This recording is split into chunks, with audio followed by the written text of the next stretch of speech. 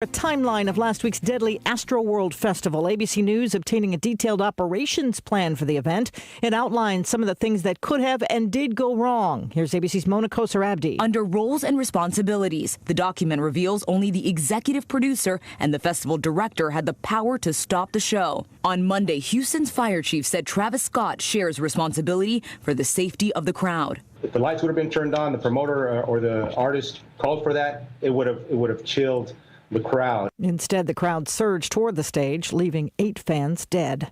No longer just light bulbs, General Electric has announced this morning it is splitting into 3 companies. One will focus on aviation, one on healthcare, and one on energy.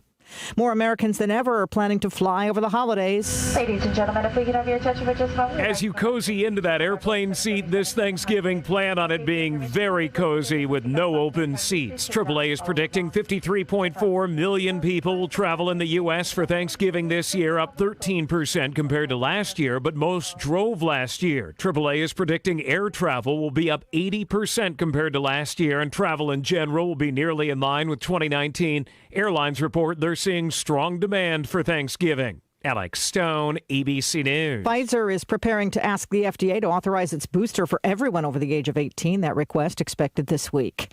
The House Select Committee investigating the January 6th Capitol attack, issuing 6 new subpoenas to Trump campaign officials, including campaign manager Bill Stepien and spokesman Jason Miller. Committee member, Democratic Congressman Adam Schiff. We expect them to do their lawful duty, which means they've been given a subpoena. They're compelled to appear. We expect them to appear and provide their documents. At the Kyle Rittenhouse trial in Kenosha, Wisconsin, Monday, the man who was shot but not killed by the teenager took the stand. This is ABC News. Do you check your Google search results regularly? You should. People often get their first impression of you or your business online. Negative comments on the internet can impact your life and your livelihood. Take control of your online reputation. Get your free reputation report card at reputationdefender.com. It may reveal negative posts from an ex-employee, upset patient or client, news article, legal issue, or even exposed personal information right there in your Google search results. Uncover what's lurking on the internet about you with reputationdefender.com's patented scan and get your free reputation report card. Or for immediate assistance with your reputation, call 800-401-6681. Our cutting-edge technology helps make your Google search results look their best. Call 800-401-6681. That's 800-401-6681. 800-401-6681. Or take the free scan at reputationdefender.com. The trial of 3 white men accused of killing a black jogger Ahmaud Arbery in Georgia last year continues. The jury today hearing from Glynn County Police Officer Ricky Minshew, the first officer on the scene after Arbery had been shot. He appeared to be unresponsive to his surroundings. He appeared to be deceased. He was covered in blood. The defendants say they were justified because they thought Arbery was a burglar. A judge has now thrown out part of the lawsuit against the Trump Organization over alleged fraud connected to the 2017 inauguration. A judge ruling the D.C. Attorney General doesn't have the evidence needed to allow part of the complaints to move forward, but the rest of the case still stands. Starting today, the public will be able to walk on the plaza at the Tomb of the Unknown Soldier in Arlington to lay flowers. The plaza is normally empty, only patrolled by the tomb guards.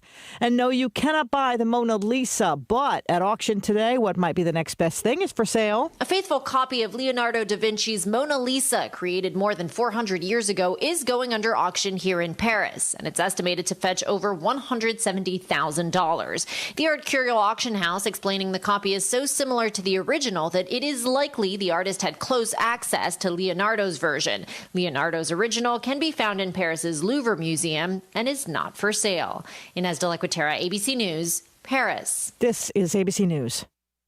Fever is the leading symptom of COVID and the flu, and the only way to reliably detect it is with an accurate thermometer.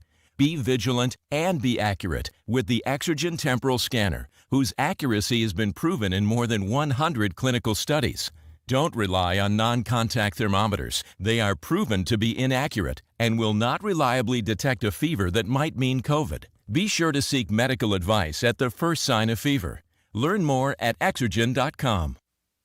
I'm Sherry Preston, ABC News. The reasons more and more people are coming to NC Tractor to do business are the selection of Massey Ferguson tractors, Bobcat zero-turn mowers, fantastic customer service, and the special Phil Sheehan seasonal discounts. NC Tractor on Railroad Avenue in Rutherfordton is making dreams come true for folks who want the list. We're going to see temperatures in the upper 70s for today. It's going to be a nice one for any outdoor activities. We are likely to see a lot of sunshine as well with high pressure in control. Overnight will fall into the mid to upper 40s. Highs in the mid to upper 70s for tomorrow. We are tracking cloud cover to increase on Thursday. That's when we can see our next best chance of rain move in. Gradual clearing by Friday. I'm meteorologist Peter Sherwood in the Weather Center. Well, I don't know about you, but I'm enjoying this kind of weather we're having right now. Nice during the daytime, a little cool at night. Right now we're starting our morning at 42 degrees, warming up to about 76 with a northwest wind about 6 miles per hour. Now, the only rain I see coming in the forecast is Thursday and Thursday night, clearing out here by Friday. Friday's to be 67 degrees, wind gusting. And then on Saturday, we have a high of 56. And dropping back Saturday night to an overnight low of 31 with wind gusting to about 11 miles per hour. So you know how that's going to feel. Right now, though, is a great getting up morning here in the foothills at WCAB in Rutherfordton. And thank you for joining us for this time together. 6 minutes after 7, I have these death announcements. Mabel Paget Davis, 97, of Rutherfordton, died Monday, November the 8th at Fairhaven of Forest City. Those arrangements still incomplete and will be announced by Crow's Mortuary. Again, that's Mabel Paget Davis. Helen LePage, age 79, of Shelby, passed away Thursday at Adrium Health Cleveland in Shelby. No formal services will be conducted at this time. Harrelson Funeral and Cremation Service entrusted with those arrangements for Helen LePage of Shelby. Joan Carol Dowdle, 71, of Union Mills, died Tuesday, November 2nd, at Mission Hospital in Marion. Services to be held at a later date, and Crow's Mortuary is assisting the family of Joan Carol Dowdle. Dorothy Dot Bates Hyder, 91, of Green Hill, passed away November the 6th at Lynn's Homes at Riverside in Raleigh. There will be a graveside service at Mountain Creek Baptist Church Cemetery at 3 o'clock Wednesday, November the 10th. The family will greet friends after the service. Mike Mahan's funeral home is serving the family of Dorothy Dot Bates Hyder. Robert Larry Bob Presley, age 85, of Conover, died Friday, November the 5th. The family will receive friends from 10 until 11:45 Wednesday at East Taylorsville Baptist Church in the Jennings Building, with the funeral service to follow at 12 noon. Burial with military honors will follow at 2 p.m. at Catawba Memorial Park, Hickory, North Carolina. The Paget at King Mortuary of Forest City is in charge of the arrangements for Robert Larry Bob Presley. And Gil Mays, age 100, died Friday, November the 5th, at his home in Forest City. Those funeral arrangements are still pending and will be announced by the Paget and King Mortuary and Crematory for Gil Mays, age 100. Those are the death announcements we have in-house this morning. For the complete information on these and others as they become available to us, you can hear those this morning at 11:35 and then again at 5:10 as part of the afternoon report, right here on 100.9 FM, 590 AM, WCAB in Rutherfordton. Well, the Rutherford County Department of Social Services is accepting applications now for the Crisis Intervention Program called SIP. This federally funded program assists eligible households that are in an immediate and life-threatening heating or cooling-related crisis. Heating assistance includes electricity, wood, coal, fuel oil, kerosene, or gas. North Carolina continues to find ways to streamline policy and procedures to help serve as many households as possible in the most efficient ways. One major change this year is that households may apply for assistance by phone using telephonic signatures. This will allow more clients to apply via telephone and reduce the processing time by eliminating the signature requirements for applications. For more information, call 828-287-1248 and get more information on this. Now here's Bill O'Reilly, Morning Update. Bill O'Reilly here, and I'm warming up from the NRIA.net studios in New York. Stand by for the O'Reilly Update Morning Edition. For most folks, getting out of an unused timeshare is a top priority. With the bill always around the corner, it's like rolling the dice. Lone Star Transfer has helped thousands of people just like you and me for over a decade. They'll get you out of your timeshare quickly, legally, and ethically, guaranteed. For a free consultation, please go to LoneStarTransfer.com or call 855-551-7066. 855-551-7066. On this Tuesday, I have been looking at a new USA Today poll that puts President Biden's job approval rating at 38%. That number, of course, is a disaster. Mr. Biden's embrace of the far left has done him in, and I'm not sure he can recover. The latest is paying illegal migrants if Border Patrol officials separated them from their children. The lawsuit was first filed by the ACLU, which is hell-bent to crash traditional America. That's what they want to do. But paying hundreds of thousands of dollars to people who violated our border is madness. And I believe that most Americans, with the exception of the left-wing loons, will recoil from this. But Joe Biden, he, according to his spokesperson, he's okay. It's not going to be $450,000, but they're going to try to pay, I don't know, $200,000. Now that is disrespectful to the American taxpayer because this money comes from us. And I don't see any kind of responsibility where Joe Biden is spending taxpayer money. I mean, think about it. The Border Patrol had to separate children from adults because they didn't know who the adults were. It could have been mom and dad, but it could have been some smuggler. So they had to find out. And now we have to pay them hundreds of thousands of dollars? Again, madness. Now this. Attention investors, want predictable monthly cash flow? How about double-digit annualized targeted returns with the benefits of real estate without being a landlord? Peace of mind comes from investing with a 15-year industry leader. Savvy investors are learning about the NRIA Real Estate Development Fund, and you should too. So please call 800-800-1414. That's easy, 800-800-1414. An offer of securities is only made by the NRIA Private Placement Memorandum. Read it first. Past performance does not guarantee future results. NRIA is a real estate development firm. Learn more at NRIA.net. That is the Morning O'Reilly Update. More analysis later on. Good morning. Good morning. Good morning. 100.9 FM and 590 AM. Recommended by 3 out of 4 truck drivers.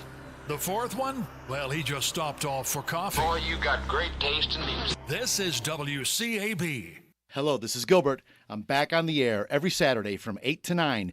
Gilbert Talks Taxes because, as we all know, taxation with representation has not been such a good idea either. So put on a pot of coffee because I'll be talking about tax law, tax rules and changes, regulations, retirement, financial strategies, and of course, I'll be telling you how to handle the IRS.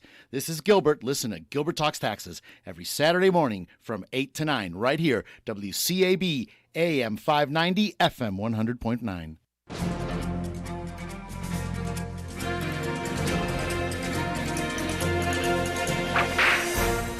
Bill Dunn and his 4 brothers ran a roadhouse for travelers near Ingalls, Oklahoma. Although it was never proven, rumor had it that the Dunns picked up extra money by robbing and then killing some of their wealthy clients. It is known that on May 5, 1895, Charlie Pierce and Bitter Creek Newcomb came to their place while on the run from the law.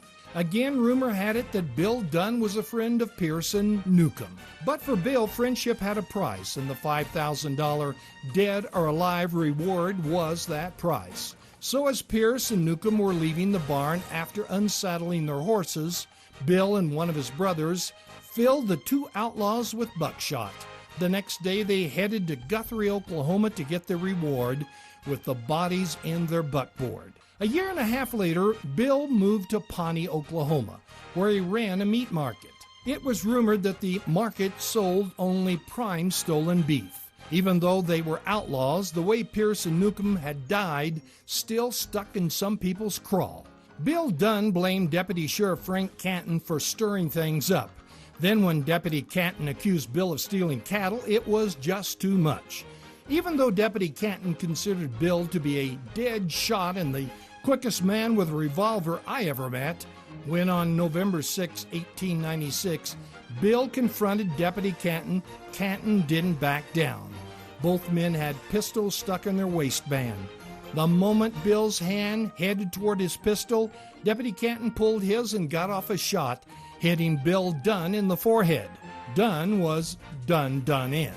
You've just heard another story from Chronicle of the Old West. I'm Dakota Livesay.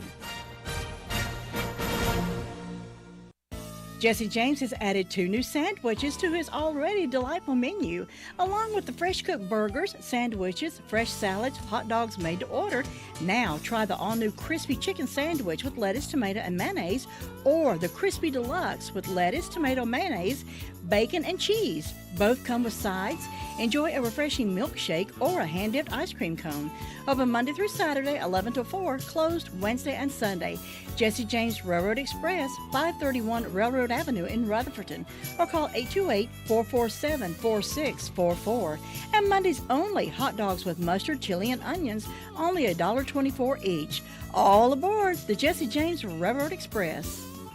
Well, the best place to get your information is right here at WCAB with the Morning Caller and Report, and we're ready to go with that. On the other end of the phone line right now is Sheriff Chris Francis to give us an update on his department. Good morning.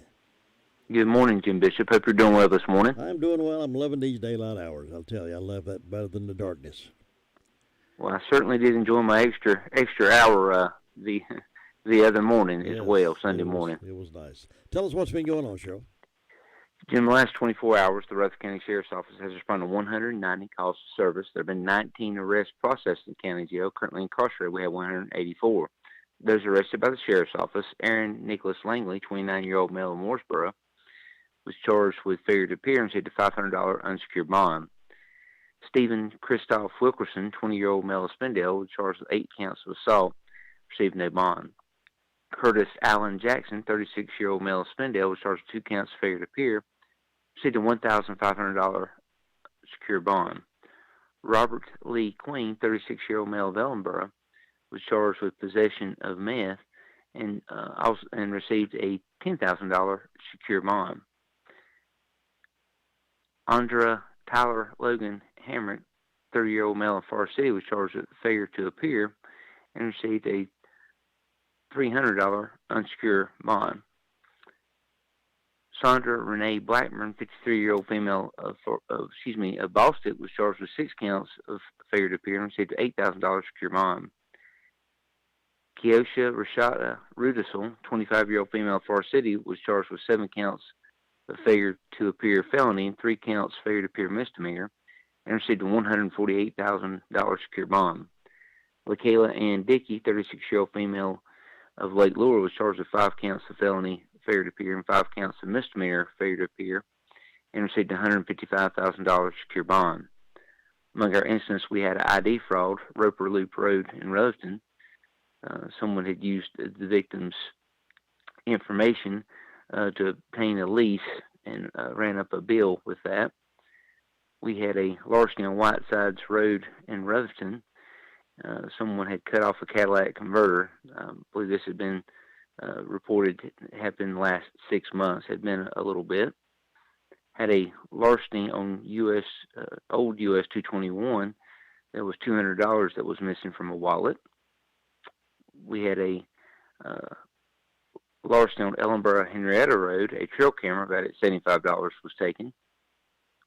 We had a break-in enter and larceny to storage unit on US 221 South. A Singer sewing machine valued at $600 was taken, as well as sewing supplies in that incident. And we had found property this morning about 2 a.m. on Graves Creek Church Road, Rutherfordton. There was a Nissan pickup truck found on fire, and the fire marshal's office was called out and are investigating that. It was a fully involved fire, a little a little after 2 a.m. this morning on Grace Creek Church Road. Jim, that's what we had to report today. Well, it sounds like catalytic converters seem to be the thing to go for right now. They're stealing a lot of those, aren't they? They are, and it's my understanding there's about to be a law passed that will assist us that you will have to have paperwork if you have one that's cut on your person. Right now, we have to match up if we locate anything, try to match it up by the cut marks, which is not exactly easy to do. So in of itself, they're not illegal to possess right now, but that law is going to change pretty soon, and that should assist us because the prices on those have really went up. Yeah. Well, that'd be a good thing to do that because that sure will help the law enforcement. It'll help us out tremendously because right now we have a certain suspect information on several folks, but just don't have the right tools to bring them to justice. But I believe that's about to change. Sure, Francis, thank you very much for your time this morning. I appreciate your reporting, and we'll see you next time. Thank you, sir. Bye-bye. Bye-bye. Jim, have you seen Henson Building Materials' newly remodeled showroom? It's gorgeous. You mean where they have a full line of hardware and building materials for homeowners and home builders? I mean where Jamie, Terry, and Tony, their friendly staff, treat me like family. Oh, they're so nice. Hey, are they taking COVID precautions and have curbside service? Of course. They're so thoughtful. I do need some materials, but I don't think they'll fit in our car. Oh, silly. They have professional delivery so we can get whatever I want. Henson Building Materials, 177 Duke Street in Forest City. Building starts here. 21 minutes after 7, we have a Tar Heel basketball game tonight, UNC versus Loyola. 5:30 countdown, 6 o'clock pregame, 7 o'clock tip-off. Here's Kylie now with the 911 report. Good morning, Kylie. Good morning. What's on your report today? In the past 24 hours, the Rutherford County Sheriff's Office 911 communications has processed 457 911 calls and administrative calls, which consisted of 74 for EMS, 190 for the Sheriff's Office, 71 for Forest City, 4 for Lake Lure, 49 for Rutherfordton, 59 for Spindale. Forest City responded to a structure fire. Rutherfordton responded to a motor vehicle accident. SDA responded to a vehicle fire, and that's all we have. Thanks, Kylie. You have a great day over there. Thank you. You too. Bye. Well, Anchor Down is one of those stores that makes you want to come back again and again. That's because they have so much in the store that makes your trip worthwhile. Clothes, shoes, and books, 50 cents. Jewelry is $1. Coats and pocketbooks, $2. Some folks call them purses. Some folks call them pocketbooks, but they're $2. Anchor Down has new toys and Christmas items at really low prices. Christmas decorations, including trees, are greatly reduced. Beautiful wreaths are slashed. New arrivals each week, and it's a storehouse full of fun shopping. All furniture's half price. All I can say is you just have to go by and see for yourself. It's Anchor Down, 155 West Main Street, right across from Carolina Chiropractic, 10 to 5 Tuesday through Friday. You won't need much money to buy good-looking stuff at Anchor Down.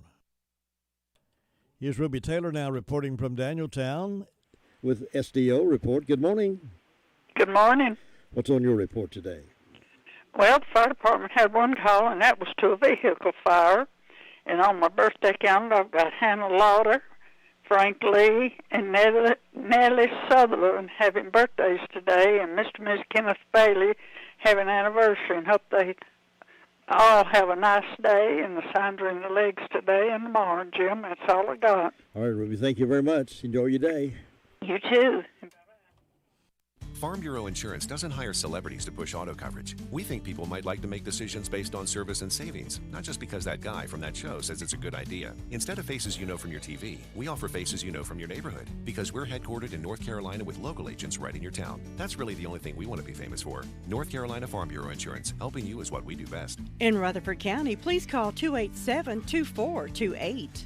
North Carolina Farm Bureau Mutual Insurance Company, Farm Bureau Insurance of North Carolina, Inc., Southern Farm Bureau Life Insurance Company, Jackson, Mississippi, an independent licensee of the Blue Cross and Blue Shield Association.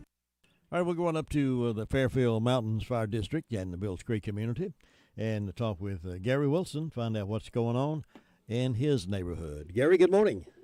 Good morning. How you doing, Jim? Doing good. How you doing? Can't complain. This weather just Didn't like yesterday. Today's going to be even better. I know it. Have you started your Christmas shopping yet? Well, I'm thinking about it. I'll probably think about it for about another month. I know that feeling. I hadn't started. I'm one of the late shoppers anyway. I let my daughters do most of my shopping anymore. Yeah, that's good. But everyone's quiet up here this morning. No call the last 24 hours. Sitting about 43 degrees, clear as a bell, and we'll have a beautiful warm day coming up today. And they're not going to be too bad all week, really.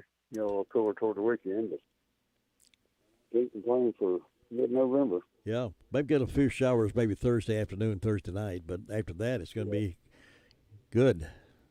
It's going to be bad. Excuse me. And that's about all we got to report too, again. All right, Gary, thanks so much. You have a great day. All right, you too. Bye. Let me brag on Hutchins Pest Control a minute. Don't let the pest bug you when Hutchins Pest Control is as close as a phone call.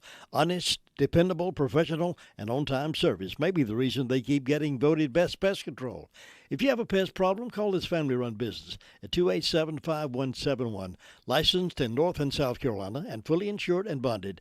Get a free estimate when you call Hutchins Pest Control and be sure the job is done right. That's Hutchins Pest Control. Call them today at 287-5171 and they'll be right there.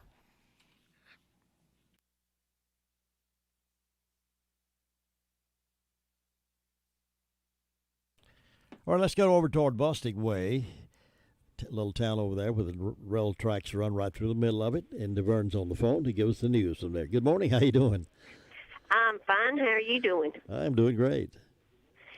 Yeah, we got a nice little town over here with the tracks running right through it. Have you lived in Bostic all your life? No, I'm originally from Bills Creek. Oh, yeah, okay. Yeah, and I married my husband from Bostic, and we moved here probably 30 years ago. Oh, yeah. So just about all my life. Yeah, it's a good place. Yes. It's 41 degrees over here in Bostic this morning. The fire department had no calls. They did have their meeting last night, and it went well. And don't forget, Thanksgiving's coming up, and Grace of God will be serving a meal on Thanksgiving Day at 11 o'clock for the needed in the community. And if you can distribute anything toward to help that would be greatly appreciated. Grace of God does a lot of good things for a lot of folks, and it's one of the places I like to support as well. That's me too. All right, Bernie, anything else? No, that'll be it today. Okay, well, enjoy yourself over there, and we'll see you next time. Thank you. All right, bye. Bye-bye. That's Bostic, a neat little town to drive through and even live in, I suspect. 28 past the hour is 7 o'clock. Tar Heel basketball tonight. 7 o'clock is, 5:30 is the tip. 6 o'clock the pregame, and 5:30 is the countdown to tip, and then 7 o'clock is the tip-off. UNC and Loyola basketball. And then on Friday night, our game will be Chase at Reedsville. That's the 7 o'clock countdown and a 7:30 kickoff. Basketball and football still right here together on WCAB. You know, nothing strikes fear in the hearts of people more than receiving an IRS audit letter in the mail. Audits take much time away from your business and family, requiring you to gather mounds of records, and can become overwhelming unless you have someone you can depend on to take care of that for you. That's why we can recommend IE Accounting and Tax Service. Chris and his team of professionals are in the business to help. Even if you depended on someone else to prepare your taxes, IE Accounting and Tax Service will be glad to assist you or your company. Don't hesitate to call. As a small business owner, you have more important things to do than keep your own books. Why not let IE Accounting and Tax Service take care of that for you, so you can get back to the job of running your business? Consider their payroll solutions for your business, cash flow management, litigation support, and forensic investigation. Why not give them a call and see what they can do for your business? Here's that phone number, 828-395-1777. They're at 211 West Main Street, Spindale. Again, that's 395-1777, and it's spelled ARYEE. All right, 729. Let's head over toward the Hudlow Fire District now. Mr. Bob Hodge, how you doing this morning? We're done just fine on this cool Tuesday morning. Well, you've had your coffee already? Oh, I'm drinking it right now. Oh, yeah, I'm working on my coffee. Good on a morning like this, isn't it? That's right. But didn't we have a beautiful day yesterday? So beautiful day. Look like we might pull a nutting out today there. I'll vote for it. That's right. And, Jim, with the fire department overnight, it's quiet. We hadn't had any fire calls so far. And Mount Vernon Community Club now is having their country ham and chicken pie supper at the Mount Vernon Clubhouse this coming Saturday, November the 13th, and that starts at 4 p.m. till 6 p.m. It'll be drive-through only. You go in at the Mount Vernon Church Road and drive around to the clubhouse, and someone will take your order there. And also, I want to say happy birthday to Brenda Martin this morning. And, Jim, that's about it up here in our neck of the woods so far this morning. So, hope you have a good day. Well, thank you, Bob. Enjoy yourself and relax with that cup of coffee, and I'll talk to you tomorrow. All right. Bye-bye. Bye. Another season has come and gone, and you're still looking at that same sad-looking sofa or recliner. Well, now's the time to change the inside of your home to look as pretty as colors outside. And the perfect place to start is the Recliner Center. Right now at the Recliner Center, everything is 20% off. That's 20% off sofas, recliners, sofa recliners. If someone you love is having trouble standing, the Recliner Center has all lift chairs on sale for 10% off. All lift chairs, 10% off. Now, some of these chairs can take you from a standing position, then safely back down to a sitting position with no effort on your part whatsoever. Angela is cleaning out merchandise to make room for more. So now's your chance to redecorate your home and take advantage of the great savings at the Recliner Center. All lift chairs, 10% off. Everything else is 20% off. Angela is seeing folks by appointment only, so call 828-395-3562. Call her today. The Recliner Center. They're on Cooper's Gap Road in Rutherfordton. Now, Sue Price is reporting from the Cherry Mountain Fire District on this Tuesday morning. Good morning, Sue. Good morning, Jim. How you doing? I'm doing good. Hope you are. Yes, indeed. It's a nice morning over here. Yes, beautiful over here, too. Mm-hmm. A little bit cool, but that's okay. Well, let's see. I didn't have any calls on the fire department. Have one birthday on my church calendar for Ann Moore, so I hope Ann's going to have a good day. And on my personal calendar, I've got an anniversary for Ron and Ann Gurley. Ann's my daughter, so I hope they'll have a good day today. And First Road doesn't have anything on theirs for today. And, of course, Ron and Ann are on the Fairview's calendar also, so not too many celebrating that I know of, but we hope anybody that's having a birthday or anniversary will have a real good day on their special day and enjoy it. And in my announcements, the Golden Valley Community Club will be meeting on the 15th. Let's see. Yeah, 15th for their regular meeting at 7 o'clock with a meal and then the business meeting. And so far, I guess that's the only one I have, so it's quiet and calm over here. Looking for a good day, and I hope you'll have one, Jim. Thanks, Sue. You enjoy your day as well, and I will see you tomorrow. All right. Bye-bye. Bye-bye. It's 7:33, and our temperature right now reading is 42 degrees. It can be a tough call when it comes time to provide a daycare service for an aging parent or a loved one. You can always depend on Rutherford Life Services for a safe facility that offers medical monitoring, nutritional meals, fun activities, and is a loving environment. Rutherford Life is licensed by the State of North Carolina Division of Aging. They will be glad to answer any questions you may have. Call them at 288-1697. Rutherford Life Services offers a trained staff of professionals who you can entrust your loved one to. Rutherford Life Services is located at 230 Fairground Road in Spindale. And we're going to try and make it over to the Drop-In Family Grocery Store there in Bostic, where they do such a great job. They open early and serve a lot of good food, and we'll see if we can get somebody on the line to talk with us this morning to see what's up with breakfast at the Drop-In Family Mart. Todd's on the phone there with somebody. Let me see if he's able to.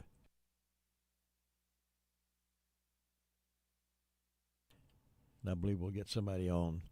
We got special guests in this morning at 8 o'clock, a little after 8 o'clock, to talk about some things interesting to all of us, particularly veterans and folks who didn't make it back. We'll talk with them about that a little after 8 o'clock this morning. Does your financial advisor take the time to really listen to you? Is your financial strategy personalized for you and your family? Will your financial advisor be there as your life and financial situation change? Hi, I'm Andrew Tisdale, your local Edward Jones financial advisor. When we work together, we focus what's important to you. We create a personalized strategy backed by our advice, our tools, and resources to help you reach your goals. And we partner together to help your strategy stay on track no matter what happens. Contact me at any time at 828-287-9197. We'll sit down, talk, and we're going to make a strategy that's right for you. It's coming on the backside of November, but it's always a big event. Let me give you a heads up on it now. It's the 30th Annual Ellenborough Fiddlers and Bluegrass Convention, Saturday, November the 20th at 6 o'clock. Doors open at 5. Admission $10, kids 10 and under free. Soft drinks, coffee, and snacks available for purchase beginning at 5 o'clock. It's the Ellenborough School Gymnasium, or Gymtorium, I guess it is, 813 Piney Mountain Church Road, Ellenborough. Host band, New Ground Writers. $400 for the first place band, $200 for the second place band, $100 for the third place band, $40 first place each instrument and vocal, $20 second place each instrument and vocal, and $15 third place each instrument and vocal. Trophies awarded: best band, best banjo, best fiddle, best mandolin, best guitar, best bass, best dobro, best vocalist, and People's Choice Band. So there you go. That's a good thing to do. They've been doing that now for 30 years. This will be the 30th year. And CDs may be offered for sale by performers. The proceeds will benefit the Ellenborough Elementary School. No electric instruments, just acoustic, kind of good picking and grinning. Your car's best friend can be RS Speedy Lube Service Center. That's because RS Speedy Lube Service Center and Car Wash can keep your car or truck running clean with a regular oil change. They check the fluids and vacuum out the car and have you on your way in no time. Go next door for a radiator or transmission flush, brakes, exhaust, CV joints, and service for big trucks and campers also available. Pull next door to the RS Speedy Automatic Car Wash and make your car happy with a clean, all under and all over car wash. It's all at RS Service Center and Car Wash on Railroad Avenue in Rutherfordton. Well, not able to get in touch with anybody apparently over at the Drop-In Family Mart. They busy there at breakfast, but if you'd like to get a good breakfast, you can always count on them to do breakfast the way you like it. Scrambled eggs, toast, and biscuits, and ham, and bacon, and sausage, and liver mush, and all kinds of things. You can fix it just about any way you like it. So just go ahead and order your breakfast, and if you want to eat it there in your car, take it with you.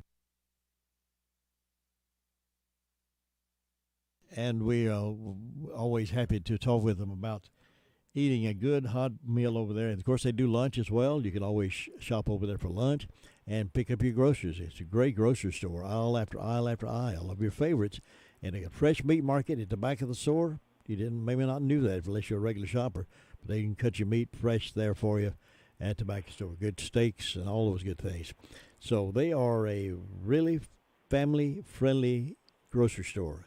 Drop-In Family Mart there in Bostic. If you need propane, they got plenty of that as well. Stop in and say hello to them.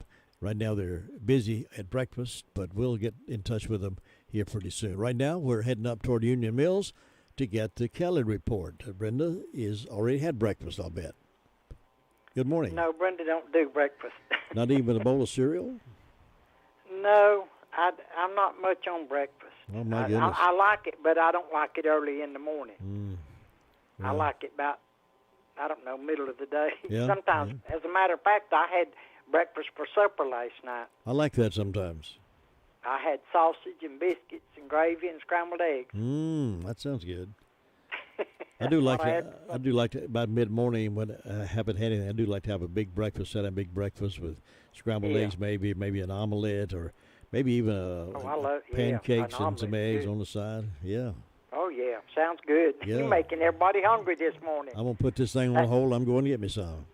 they need to run over to the drop-in at Bostic, don't they? That's right. How you doing this morning? I'm fine. How about yourself? I am great. I am too on this. Let's see. It's a terrific Tuesday morning. It is indeed. The sun's up. It's shining pretty. And the leaves have been absolutely beautiful this year. I can't ever remember them being this pretty up here. And I live right in the middle of the woods. This is the prettiest I can remember them being. Yeah. They're just beautiful. They are beautiful. But won't be long. They'll be gone. But I've really enjoyed them. Well, let's see. I've got 36 degrees on the front porch. I don't have any birthdays or any anniversaries. I've got one announcement. We got a Christmas party at the Union Mills Community Club December the 4th. They'll eat at 6 p.m., bring a well-filled picnic basket. They'll have door prizes, so you bring a gift. They're selling raffle tickets, $1 each or $5 for 6. And the first prize is $100, second prize is $75, third prize is $50, fourth prize is a homemade quilt. Tickets on sale at the door, or you may see Faye Flynn or Christine Ammons to get tickets. And that's all I know of going on up here. So. I talked with some folks, some ladies the other day who met you and enjoyed your visit down to the Anchor Down store there in Forest City. They said they remembered you coming in. Oh, okay. Yeah. Well, me and Dee Dee went. Dee Dee's my daughter. We went down there. It's been, I guess, a month or maybe longer. Yeah. But yeah, we did. We bought some wreaths. They had their wreaths on sale for $3, and Dee Dee got one for Valentine's, and I got one for Thanksgiving. As a matter of fact, I just hung it up last week, I believe. But yeah, they got a lot of stuff in there. They got a lot of new, beautiful Christmas wreaths in there right now. All Christmas decorations, Oh, including trees, so, are yeah. greatly reduced. So I'd encourage folks to go down to Anchor Down there in Forest City, right across from Carolina Chiropractic, and do some browsing around. Yeah, it's hard for me to go anywhere, and people they don't know my face, but they know my voice. No, They'll say, it's a "What's curse. your name?" It's a curse. Yeah, but that's all right. I enjoy meeting people, and it's good to get out and about and support our local places like that. Absolutely. Well, listen, I hope you have a wonderful day up there, and I will check in with you tomorrow. Okay, you go check on Luther. Catch you later. Thanks. Bye. Nobody gets a better deal than the customers at Sisk Family Ford. They have a proven record of the best deals. Sisk Family Ford, Rutherford County's only locally owned new car dealer, has recently been recognized as the #1 Ford dealer in customer satisfaction in the Southeast. That speaks well of their commitment to serve their customers well. Look for all the new design 2021 F-150 at Rutherford County's only locally owned new car dealership. That's Sisk Family Ford, Oak Street, Forest City.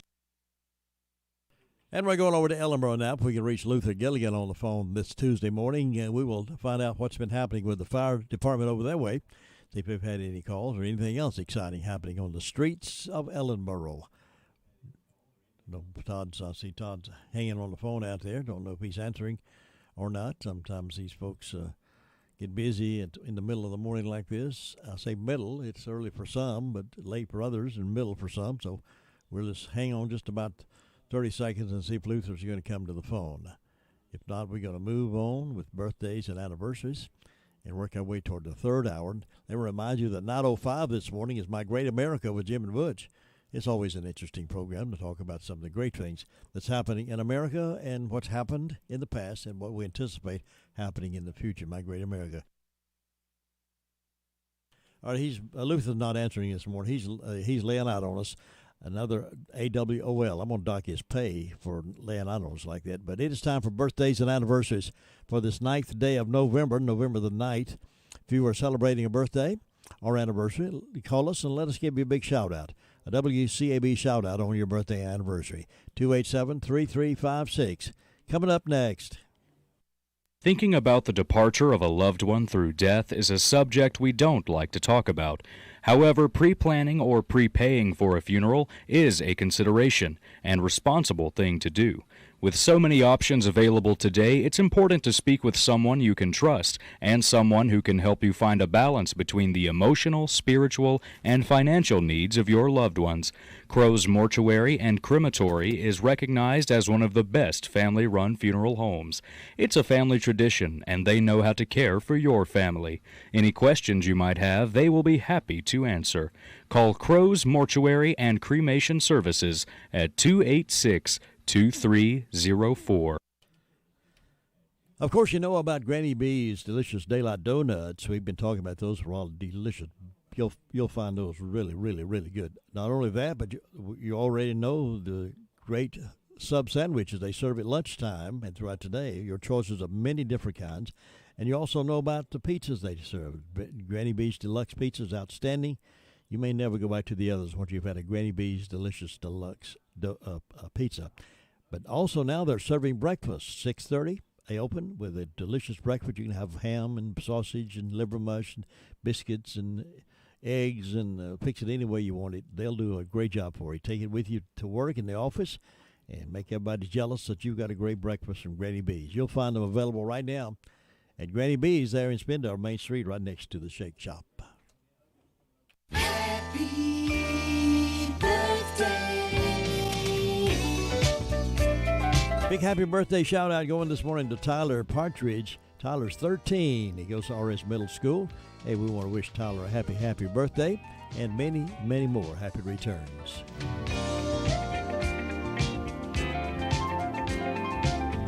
No other birthdays called in this morning, but 1801, is that Gail Borden, inventor of condensed milk. Borden's condensed milk was born on this date. Died in 1874. 1914, Hedy Lamarr, actress and inventor of the guidance system for torpedoes. Hedy Lamarr? That's crazy. 1936, Mary Travers, Peter Pan, and she was Peter, Paul, and Mary. She was born in 1936, died in 2009. Other events on this day: 1858, first performance of the New York Symphony Orchestra. 1904, first airplane flight to last only 5 minutes. 1906, Theodore Roosevelt, first president to visit another country. So now you're up to date on this date in history here on WCAB. Stand by for Keys to Confident Living and guest at the top of the hour here on WCAB.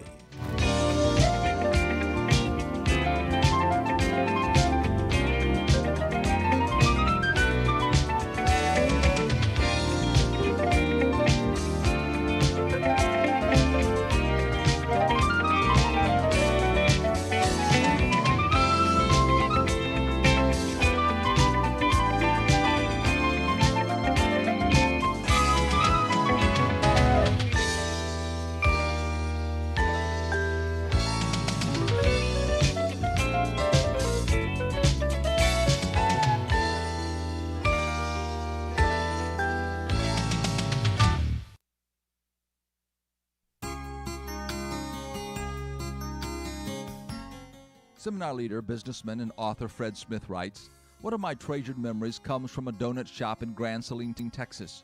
There was a young farm couple sitting at the table next to mine. He was wearing coveralls and she a gingham dress. After finishing their donuts, he got up to pay the bill, and I noticed that she didn't get up to follow him. But then he came back and stood in front of her. She put her arms around his neck, and he lifted her up, revealing that she was wearing a full-body brace. He lifted her out of the chair and backed out the front door to the pickup truck with her hanging around his neck. As he gently put her into the truck, everyone in the shop watched. No one said anything until a waitress remarked almost reverently, 'He took his vows seriously.' I know several couples like this, and it is beautiful. They have remained deeply committed to each other in spite of severe difficulties. They are models of love and fidelity. It is encouraging to see commitment to marriage vows being taken more seriously. There are hopeful signs that marriage breakups are beginning to decline after years of steady increase. We are seeing a renewed awareness of the importance of the family unit. The Bible says that a husband must love his wife as he loves himself, and the wife must respect her husband. As we put this into practice, our commitments can be maintained. This is Bill Hostler with today's Key to Confident Living.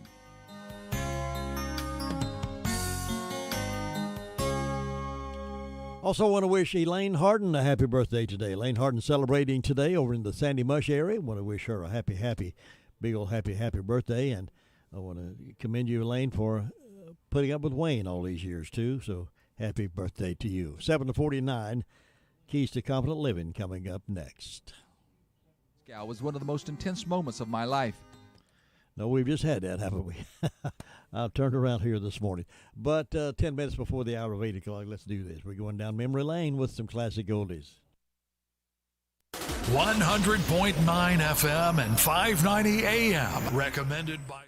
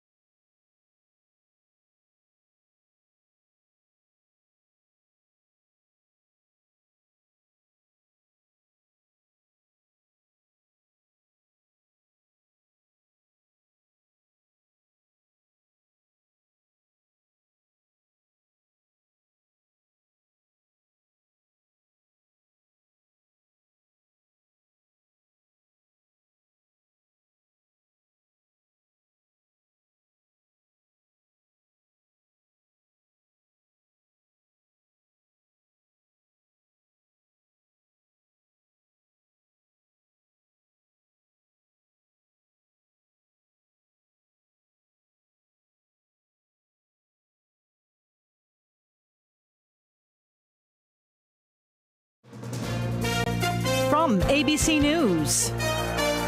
I'm Sherry Preston. Fans who survived the Travis Scott concert on Friday night in Houston are speaking out. Aiden Cruz says he was yelling at whoever he could to stop the show, but it did no good. Instantly, I just feel like this is not going to be good. We have to get out of here, and I start to push back, and as soon as it feels like a brick wall, I start screaming help. ABC's Jim Ryan has more on the investigation. Federal and local investigators do not have to prove that anyone intentionally caused the deaths of 8 concertgoers at the Astroworld Festival. There is a statute in Texas called criminally negligent homicide. And ABC legal analyst Dan Abrams says that depending upon his actions, headliner Travis Scott could be in trouble. Is he responsible for causing the death? You could be charged with a crime. Witnesses say Scott kept performing for 40 minutes as fans were being trampled just in front of the stage. Jim Ryan, ABC News, Dallas. If you're planning to travel for Thanksgiving, AAA says you certainly won't be alone. They're predicting air travel will be up 80% compared to last year during the pandemic. Today is the deadline for all federal workers to have been vaccinated as per an executive order. That does not, however, include screeners at airports. A recent report showed 40% of TSA workers have yet to receive their first shot. But a source says Thanksgiving travel will not be affected by potential firings because TSA employees will not be terminated on the deadline date. Instead, they'll first get counseling and a warning. ABC's Ike Kajachi. ABC News learning that Pfizer this week plans to ask the FDA to authorize its booster for everyone 18 and over. Right now, the booster is only authorized for those 65 and over, or those over 18 with certain medical conditions, or those living or working in high-risk areas. Pfizer would still have to get FDA and CDC approval before its booster gets the full green light. ABC's Derek Dennis. General Electric planning to split into 3 separate companies focusing on aviation, healthcare, and energy. You're listening to ABC News. What's all the buzz about nasal irrigation and Navage, and should I try it? Here's the science. Airborne germs invade through your nose. It's the body's air filter for trapping allergens and viruses. When your nose gets clogged, it's less effective and germs multiply. Eventually, your immune system can get overwhelmed and you get sick.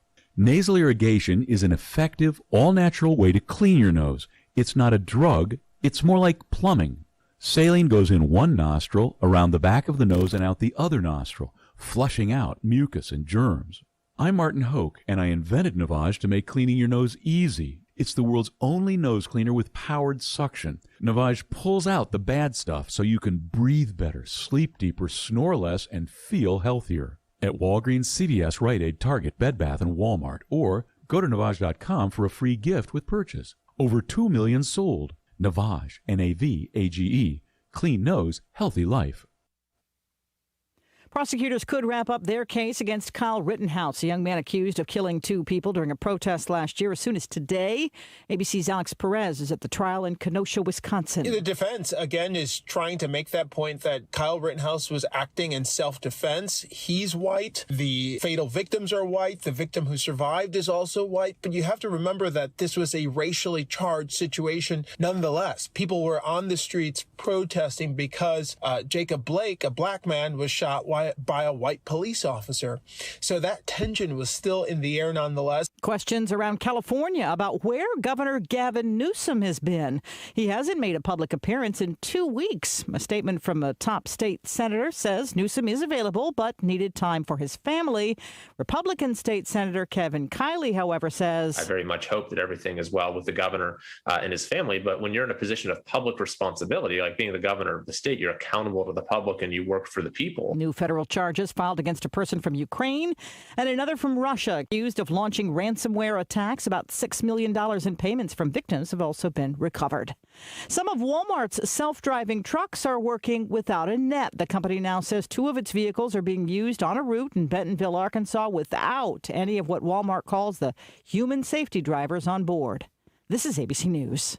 You love Zoom for video meetings? Now, choose Zoom to power your phone communications too. Zoom Phone works seamlessly within the Zoom app as your business phone system. Zoom Phone's secure HD audio and enterprise-grade reliability keep you connected to your teams and your customers. And it's easy to use on mobile, desktop, or desk phone. Empower your workforce with Zoom Phone. Zoom, how the world connects. I'm Sherry Preston, ABC News. Temperatures are on the rise over the next couple of days. This warming trend will continue due to a high-pressure system that we have out to the west. Highs will head into the upper 70s today with a lot of sunshine. Overnight falling into the mid to upper 40s. Tomorrow, we're going to see temperatures in the mid to upper 70s for tomorrow. We are tracking a cold front that will move through by the end of the week, bring rain and cooler temperatures by the weekend. I'm meteorologist Peter Sherwood in the Weather Center. Right now we're 44 degrees and sunny skies. It's going to be another great getting up morning here in the foothills. We hope you will indeed enjoy the day. Highs getting up to around 76. Next rainfall looks like it may be coming in here on Thursday night. Then by Friday and Saturday, another beautiful weekend, but cold on Saturday night. Down to 31 for the overnight low on Saturday night with a wind gust up to about 11 miles per hour. And then on Sunday night, lows around 30. But the wind will be a little milder. So we got cold weather yet ahead of us for a long spell of it sounds like, but enjoy the outdoors while you can. Well, it's Tuesday morning. It's the 9th day of November. Tuesday morning is Andrew Tisdale morning here in the Blue Room.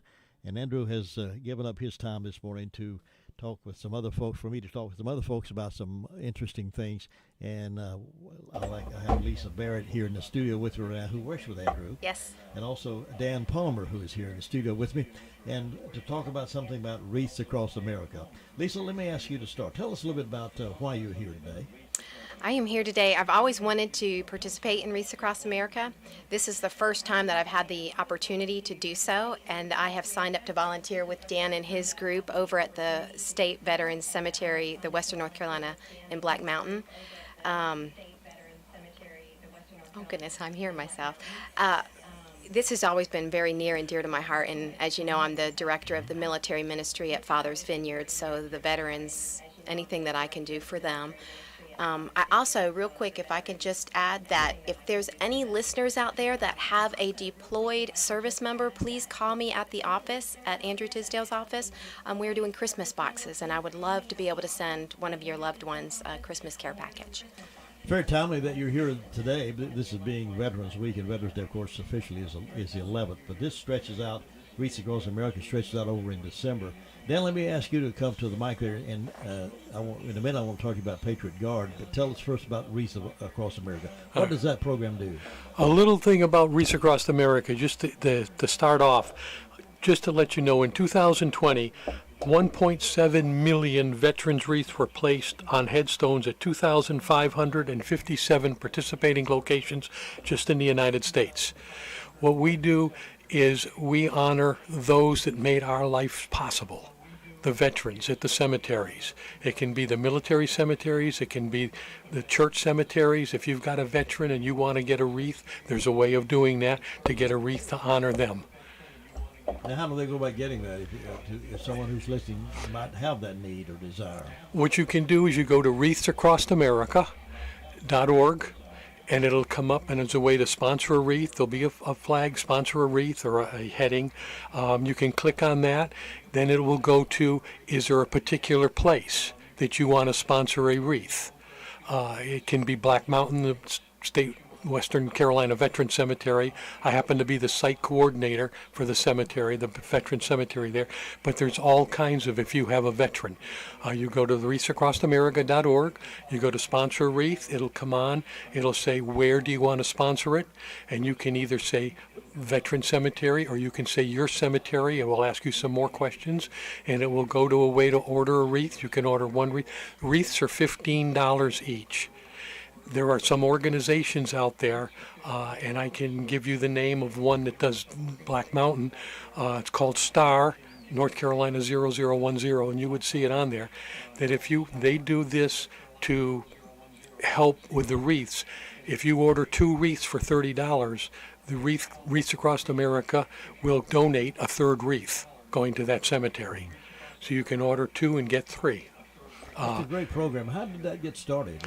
It started in the early 2000s. Merrill Worcester Wreath Company up in Maine, where I happen to be from, had some extra wreaths left over, and he was trying to figure out what to do with them. As a child, he had gone to Washington when he was 9 years old, and one of the places they visited was Arlington Cemetery. And when he saw that, he decided, and I get emotional. Sure. I lost my dad in the war. I never knew him, just to give an idea why I do this. But he saw that and decided that there was something that he had to do. And back in 2007, they had some wreaths left over. So they got permission. They bunch of volunteers, and they took these wreaths to Arlington and put them out. And then and I'm trying to remember, there's 3 things that Wreaths Across America is famous for. Our logo is honor, respect, and teach. Honor those who made our lives possible, respect those who made our lives possible, and teach our young people what it's like to live in a country where so many people were willing to do whatever they had to do to keep us free. And boy, that's so important today. Yes, it is. So much of that's being left behind, and we're not training our students about that history. Correct. Just so you'll know, in 1992 is when the wreaths first started. That's when the supply, and they now have, like I said, last year they did over 2 million wreaths, and they're all made by volunteers. Every wreath that you buy, 8 cents goes to administrative cost. The rest goes to the wreaths. There are only 8 paid people. There are over 1,000 that help make the wreaths up there, and they're shipped out. There are over 130 trucking companies that ship the wreaths nationwide at no charge. Wow. All the drivers volunteer, all the workers volunteer. They think it's that important. Back in 2009, there was a picture showing Arlington National Cemetery, and it had the wreaths. That was the first year that a wreath was laid on every cemetery. There was just over 200,000. They used 11 semis going from Maine all the way down there. It's considered the longest Christmas parade in the United States, or in the world, actually. That's awesome. And they now have 17 trucks, and they lay a wreath every year at Arlington National Cemetery, and the rest go to others. For instance, at Black Mountain, last year we did just over 3,000. The problem is we have 6,000 graves. We'd love to be able to put a wreath, and that's where the people come in. And that's why we ask people, please donate, buy a wreath. There's someone out there that will go on that gravestone to show that honor and respect. And one of the things that's required when you put a wreath down on a gravesite, you have to say that person's name and thank them. That's one of the most important things that you can do, because again, it's not about us. It's about them making our lives possible. A couple of questions I want to ask you. I think I'm hearing you say that even if a person has someone, even in a civilian cemetery like a church, they can still order a wreath for that. Yes, they can. It doesn't have to be a veterans cemetery. Correct. And that's why there's over 2,700 cemeteries. In fact, there's a cemetery just west of us, over in Hendersonville, where I live, that gets 2 wreaths a year, and they're shipped by UPS. UPS does not even charge to do that when it comes to the wreaths. I just wanted to add, there is a local chapter. I think there's 2, but I know there's the Griffith Rutherford chapter of Wreaths Across America that does the same thing here at the Rutherford Cemetery. So Wreaths Across America Day is December 18th, and that is nationwide. Website again, where they wreathsacrossamerica.org. One of the interesting things that every cemetery that has a veteran or that requests wreaths will get at least 7 wreaths with special flags on them, one for each branch of the military. In fact, this year, Space Force is also getting their own wreath that will be posted at those cemeteries. We were talking earlier before we went on live. You were talking about the Patriot Guard, how that got started. I know folks who follow the news will know a little bit about that story. Briefly, give us a little history of that. It started in 96, or 2006, excuse me, when a church out in Kansas was protesting at soldiers that were killed. Had been killed in action and wherever, and they were protesting gays. Jesus doesn't like gays, and so forth. We talked about that church on this program, by the way. Oh, okay. Wow. There were a couple of fellows that were at an American Legion Hall, and they heard that this church was coming. It was called the Westboro Baptist Church. That heard that this church was going to be there, and they said, we've got to do something. So they decided to get on their motorcycles and go over to the funeral, and they parked between where the funeral was going to be and where the church was. And when the church started their yelling and screaming, they just started the motorcycles and said, listen to the roar. They could not be heard at the funeral. That started nationwide. It went nationwide. And now there's about 380,000 of us. About 90% of us are bikers. The other 10, we don't care if you have a motorcycle or not. It's not about us. It's about showing respect for those, also for first responders.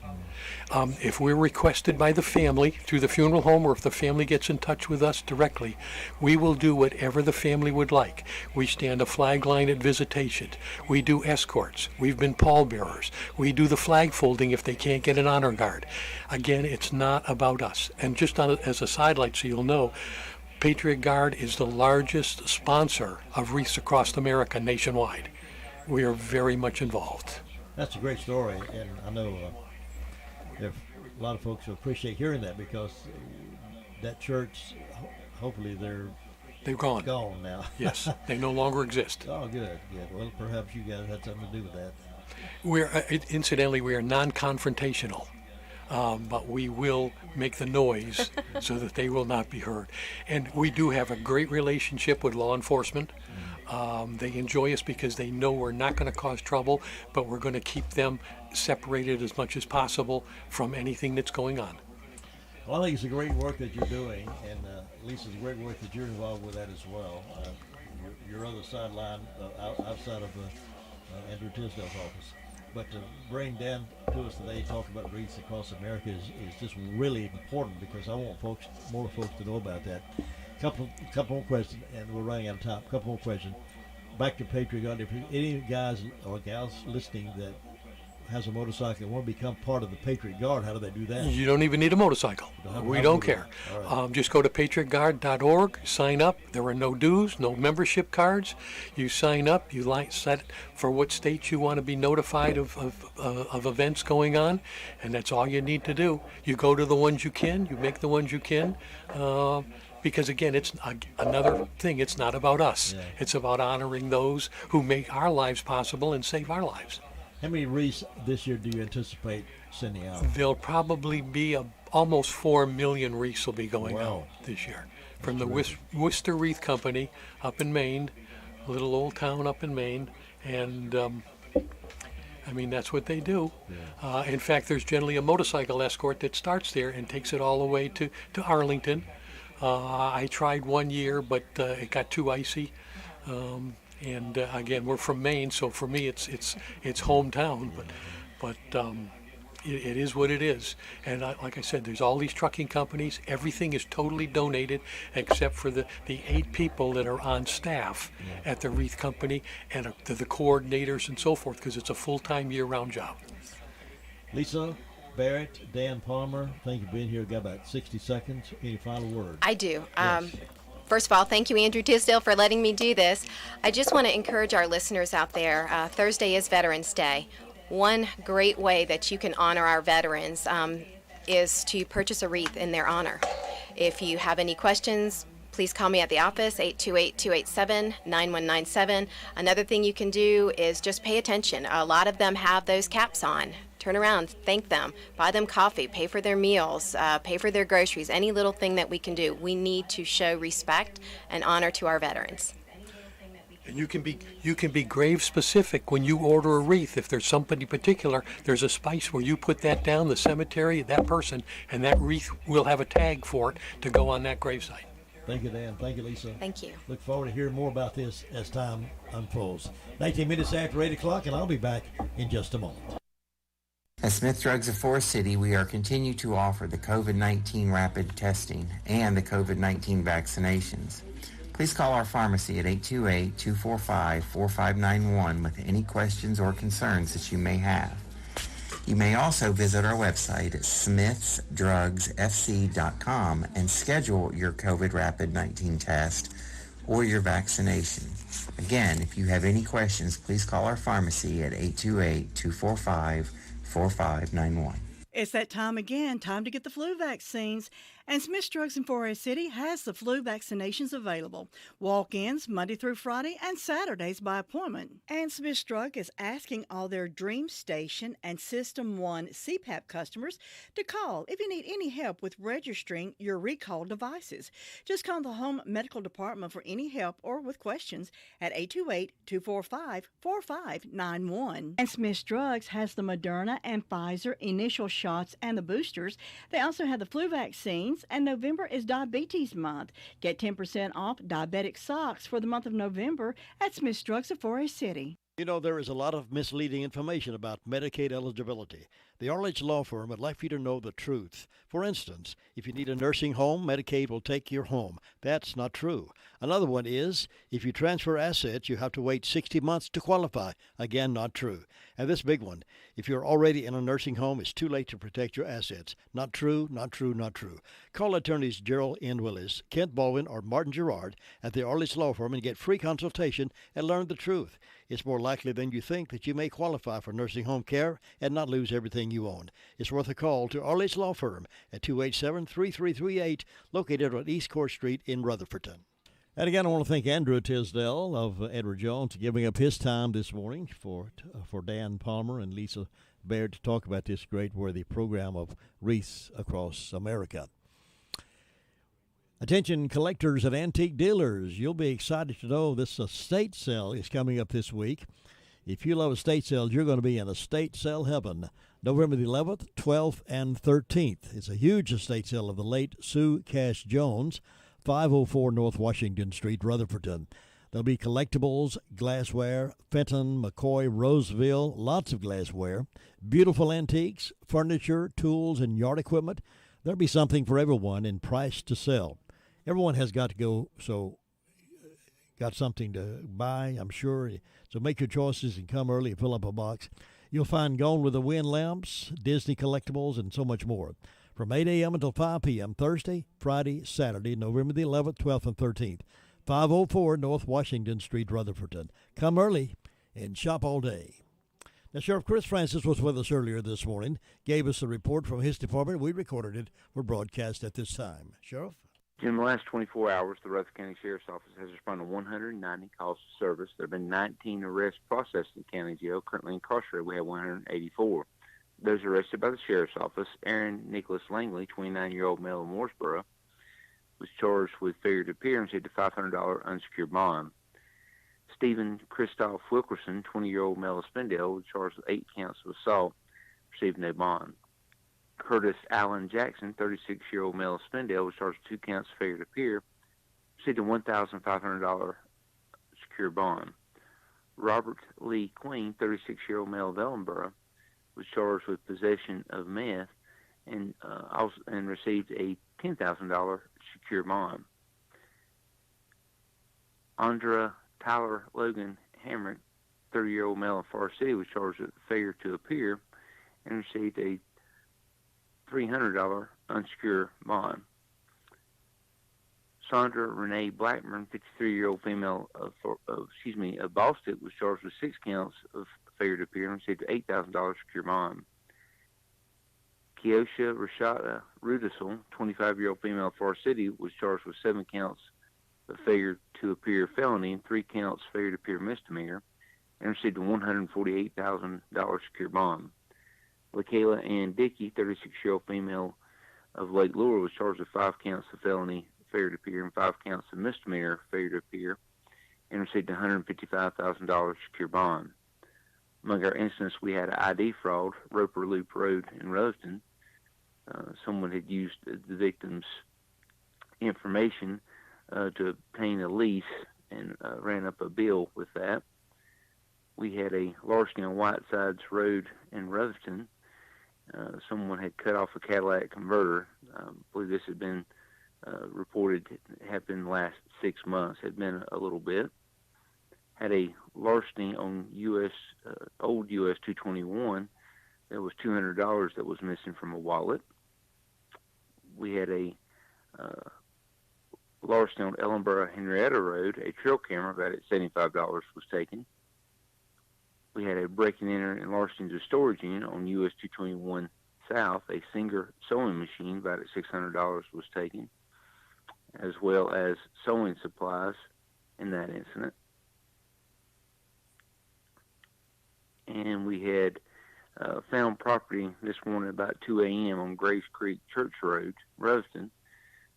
There was a Nissan pickup truck found on fire, and the fire marshal's office was called out and are investigating that. It was a fully involved fire a little after 2 a.m. this morning on Grace Creek Church Road.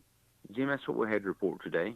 Well, it sounds like catalytic converters seem to be the thing to go for right now. They're stealing a lot of those, aren't they? They are, and it's my understanding there's about to be a law passed that will assist us that you will have to have paperwork if you have one that's cut on your person. Right now, we have to match up if we locate anything, try to match it up by the cut marks, which is not exactly easy to do. So in of itself, they're not illegal to possess right now, but that law is going to change pretty soon, and that should assist us because the prices on those have really went up. Healthy, is he still the number one quarterback in Charlotte? I've seen Sam play well. I thought he played well last week. I go back to the first 3 games. I thought he played well. We've kind of been on this journey with him, helping him to take the next step. Thought he took it last week, took a step back this week. Why we have to figure that out. So I think for me right now, I just have to figure out where he is. Is he okay to play this week? Is he cleared to play? And then if he is, what exactly does that look like before I do anything else? Rule said he's going to wait until tomorrow to assess Darnold's injury before making a determination about who will start Sunday at Arizona. In college hoops, Carolina, NC State, and Duke all tip off their college men's basketball schedules tonight. They are just among a few of the many North Carolina squads that are in action. The Tar Heels opening at the Hubert Davis era versus Loyola at the Smith Center. Bucknell goes against Wolfpack at PNC Arena. And Duke opening Coach K's final season versus Kentucky at Madison Square Garden in New York. This is NCN Sports. If the power goes out for your business, are you prepared with a backup? Without electricity, security systems go down, refrigerated items spoil, and customers are turned away. In other words, your business loses money. Control your power. Control your business with a Generac automatic standby generator. Alternative Power is North Carolina's Generac generator experts. In fact, all Alternative Power does is provide backup power. Financing options are available. See more at alternativepower.com. Visit myspot.nc.gov. Alternative Power knows more is happening at home now than ever. And when a winter storm causes your power to go out, life is disrupted. A Generac automatic standby generator from Alternative Power guards the home against blackouts caused by weather of all types. Financing options are available. And act now for a free 10-year warranty. Terms and conditions apply. Gain peace of mind with a Generac automatic standby generator. Alternative Power, North Carolina's Generac experts. See more at alternativepower.com. There is a major restructuring of college sports in the works. The NCAA has released a draft of a new constitution that gives power to schools. It focuses more on the NCAA's broader goals of athlete welfare. It would provide Division I schools the power to reshape everything from how revenue is shared to how rules are made and enforced. The board that oversees college athletics will spend the next 9 months working on details of the plan. NBA action last night. Anthony Davis and Carmelo Anthony, as well as Russell Westbrook, carried the Lakers in a 126-123 overtime win over the Hornets. The Knicks stopped the 76ers winning streak at 6 games in a 103-96 decision. And Nikola Jokic had a triple-double before the NBA MVP was ejected in the Nuggets' win over the Heat. Josh, Zach, NCN Sports. Temperatures are on the rise over the next couple of days. This warming trend will continue due to a high-pressure system that we have out to the west. Highs will head into the upper 70s today with a lot of sunshine. Overnight falling into the mid to upper 40s. Tomorrow, we're going to see temperatures in the mid to upper 70s for tomorrow. We are tracking a cold front that will move through by the end of the week, bring rain and cooler temperatures by the weekend. I'm meteorologist Peter Sherwood in the Weather Center. Temperatures are continuing to rise. We started out at 42 this morning at 5:30. We're up to 47 already, and we'll be climbing pretty quickly up to about 76 for a daytime high and sunny skies today. What a beautiful, great getting up morning it is here in the foothills on this terrific Tuesday morning. Got some stuff to talk to you about. First of all, I want to remind you that both of our local high school football teams involved in the postseason playoffs are advancing to the second round following wins on Friday night. In 2A action, number 13 Chase beat number 20 Pine Lake Prep 47-8. Number 5 Thomas Jefferson defeated number 28 Avery County 39-7 in 1A action. This coming Friday night, the Chase Trojans, now 10-1, will travel to Reidsville to visit the number 4 seeded Rams, who are undefeated at 10-0. The Thomas Jefferson Griffins, now 7-3, will host the number 12 seeded North Rowan Cavaliers, who are also 7-3. Our game of the week will be Reidsville as they travel up the road to Reidsville for the Chase Reidsville game on Friday night. Well, some of you who are regular attenders or sometimes attenders to the Senior Center will be happy to know that with the county's reduction in positive COVID-19 cases, they will reopen the Senior Center effective Wednesday, December the 1st. Drive-through lunches will also cease on this day. Normal business hours will remain at 7:30 to 4 Monday through Friday. More information will be forthcoming about how this will work with meals, room limitations, and activities. But the Senior Center reopening and drive-through meals to stop Wednesday, December the 1st this year. So isn't that great news? Things are opening back up again, and Senior Center back opening up full speed ahead. Speaking of Senior Center, the Rutherford County Walking Trail located near the Rutherford County Senior Center in Spindale was one of the first paved walking trails in the county open to the public. And Tuesday last week, a grand reopening was held as the trail underwent some much-needed rehabilitation. The trail upgrades were funded primarily through an RHI Legacy Foundation grant of $37,500 and assistance from Rutherford County government and private donations. Besides new paving, 2 bridges along the trail were rebuilt and new mulch, flowers, and signs were installed. The trail is 5 feet wide and makes a half-a-mile loop with an extension that runs behind the Department of Social Services complex and on to Withrow Road. And the Rutherford County Department of Social Services is accepting applications for the Crisis Intervention Program now. All household incomes must be verified by pay stubs or some other means through an employer. If a person is receiving other services administered by the Department of Social Services where income was verified, that can be used in some cases. However, it is strongly recommended that applicants provide at least a month's worth of income to determine eligibility. This will help ensure the applicants are processed as quickly as possible and avoid longer wait lines for consumers.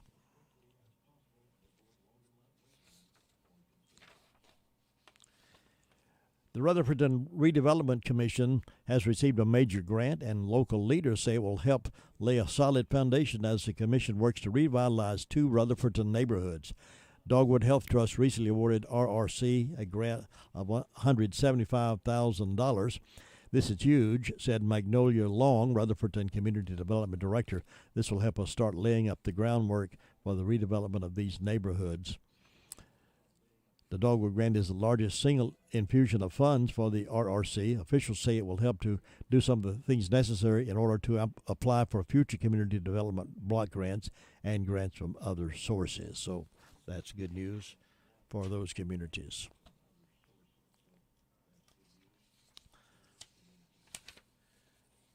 Interesting thing for those of you who are moms, I guess. Happy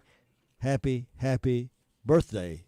Happy birthday. One mom is going viral for an exceptional reason. She gave birth to 3 daughters on the exact day, but 3 years apart. Divine intervention, fate, loved ones up above. Mother of 3, Kristen Lambert, told Click Orlando in response to the almost miraculous coincidence of having her 3 girls on the precise same date, all in different years. Lambert and her husband Nick from Oviedo, Florida, are making news as Lambert gave birth to their most recent daughter, Mia, on August 25th, 2021. That's especially newsworthy because Lambert gave birth to their daughter, Juliana, on August 25th, 2018, and their daughter, Sophia, on August 25th, 2015.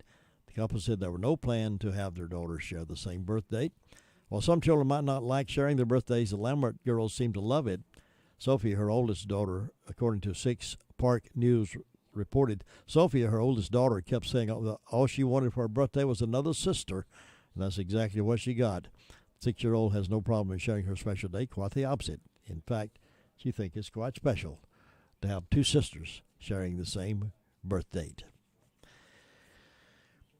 We're confronted with a news report of a Biden administration plan to shut down another oil pipeline amid spiking energy costs. The White House called the report inaccurate while acknowledging the project is facing an environmental impact review. He's already shut down one, which is causing the high cost of many things, including fuel. Now they're considering shutting down another pipeline. I don't understand why they would even think that's a smart idea, but I don't understand a lot of the ideas coming out of the White House right now. Fox News White House correspondent Peter Ducey asked Biden Deputy Press Secretary Karine Jean-Pierre on Monday about the future of the Line 5 oil pipeline carrying Canadian oil across the Great Lakes into Michigan. Ducey asked Jean-Pierre, I guess, why, with the Secretary of Energy warning it will cost Americans more to heat their homes this winter, is the administration now considering shutting down the Line 5 pipeline from Canada to Michigan. She says, so, Peter, that is inaccurate. That is not right. So, the spokeswoman continued, reading from her notes, any reporting indicating some decision has been made again is not accurate. That wasn't the question. The question was considering shutting it down. And she is dodging it by saying no decision has been made on that. Again, that's not accurate. Well, Jean-Pierre, I'm not sure how to pronounce her name. Jean-Pierre, I'll say, said Canada has decided to invoke the dispute resolution provision of the 1977 Transit Pipelines Treaty, and the pipeline is subject to litigation between the Canadian Pipeline Company, Enbridge Incorporated, and the state of Michigan. Line 5 moves about 540,000 barrels of crude oil and other petroleum products a day from western Canada to Michigan on the state's Upper Peninsula. Enbridge wants to extend the pipeline to the rest of the state and to Ontario by building a tunnel under Lake Michigan, which it argues is safer than surface transportation. The Biden administration is looking at that saying, nope, I don't think that's a good idea. So we'll see how much deeper and deeper they get in the hole with some of these decisions they're making. But boy, are they in the hole right now! My goodness, have you seen the polls on President Biden and his vice president? They're so low you got to get on your knees to even see them. Sorry to hear about this. A renowned American evangelist Franklin Graham is recovering from heart surgery today, according to the Todd Starnes show. Franklin Graham successfully underwent a specialized heart surgery at Mayo Clinic in Rochester, Minnesota. In recent months, Franklin had developed a constrictive pericarditis, inflammation, and hardening of the sac around the heart that compresses the heart and prevents it from working properly, according to the statement out of the Billy Graham Evangelistic Association. The surgery involved removing that, so he should be okay. The last report they have that he would be okay.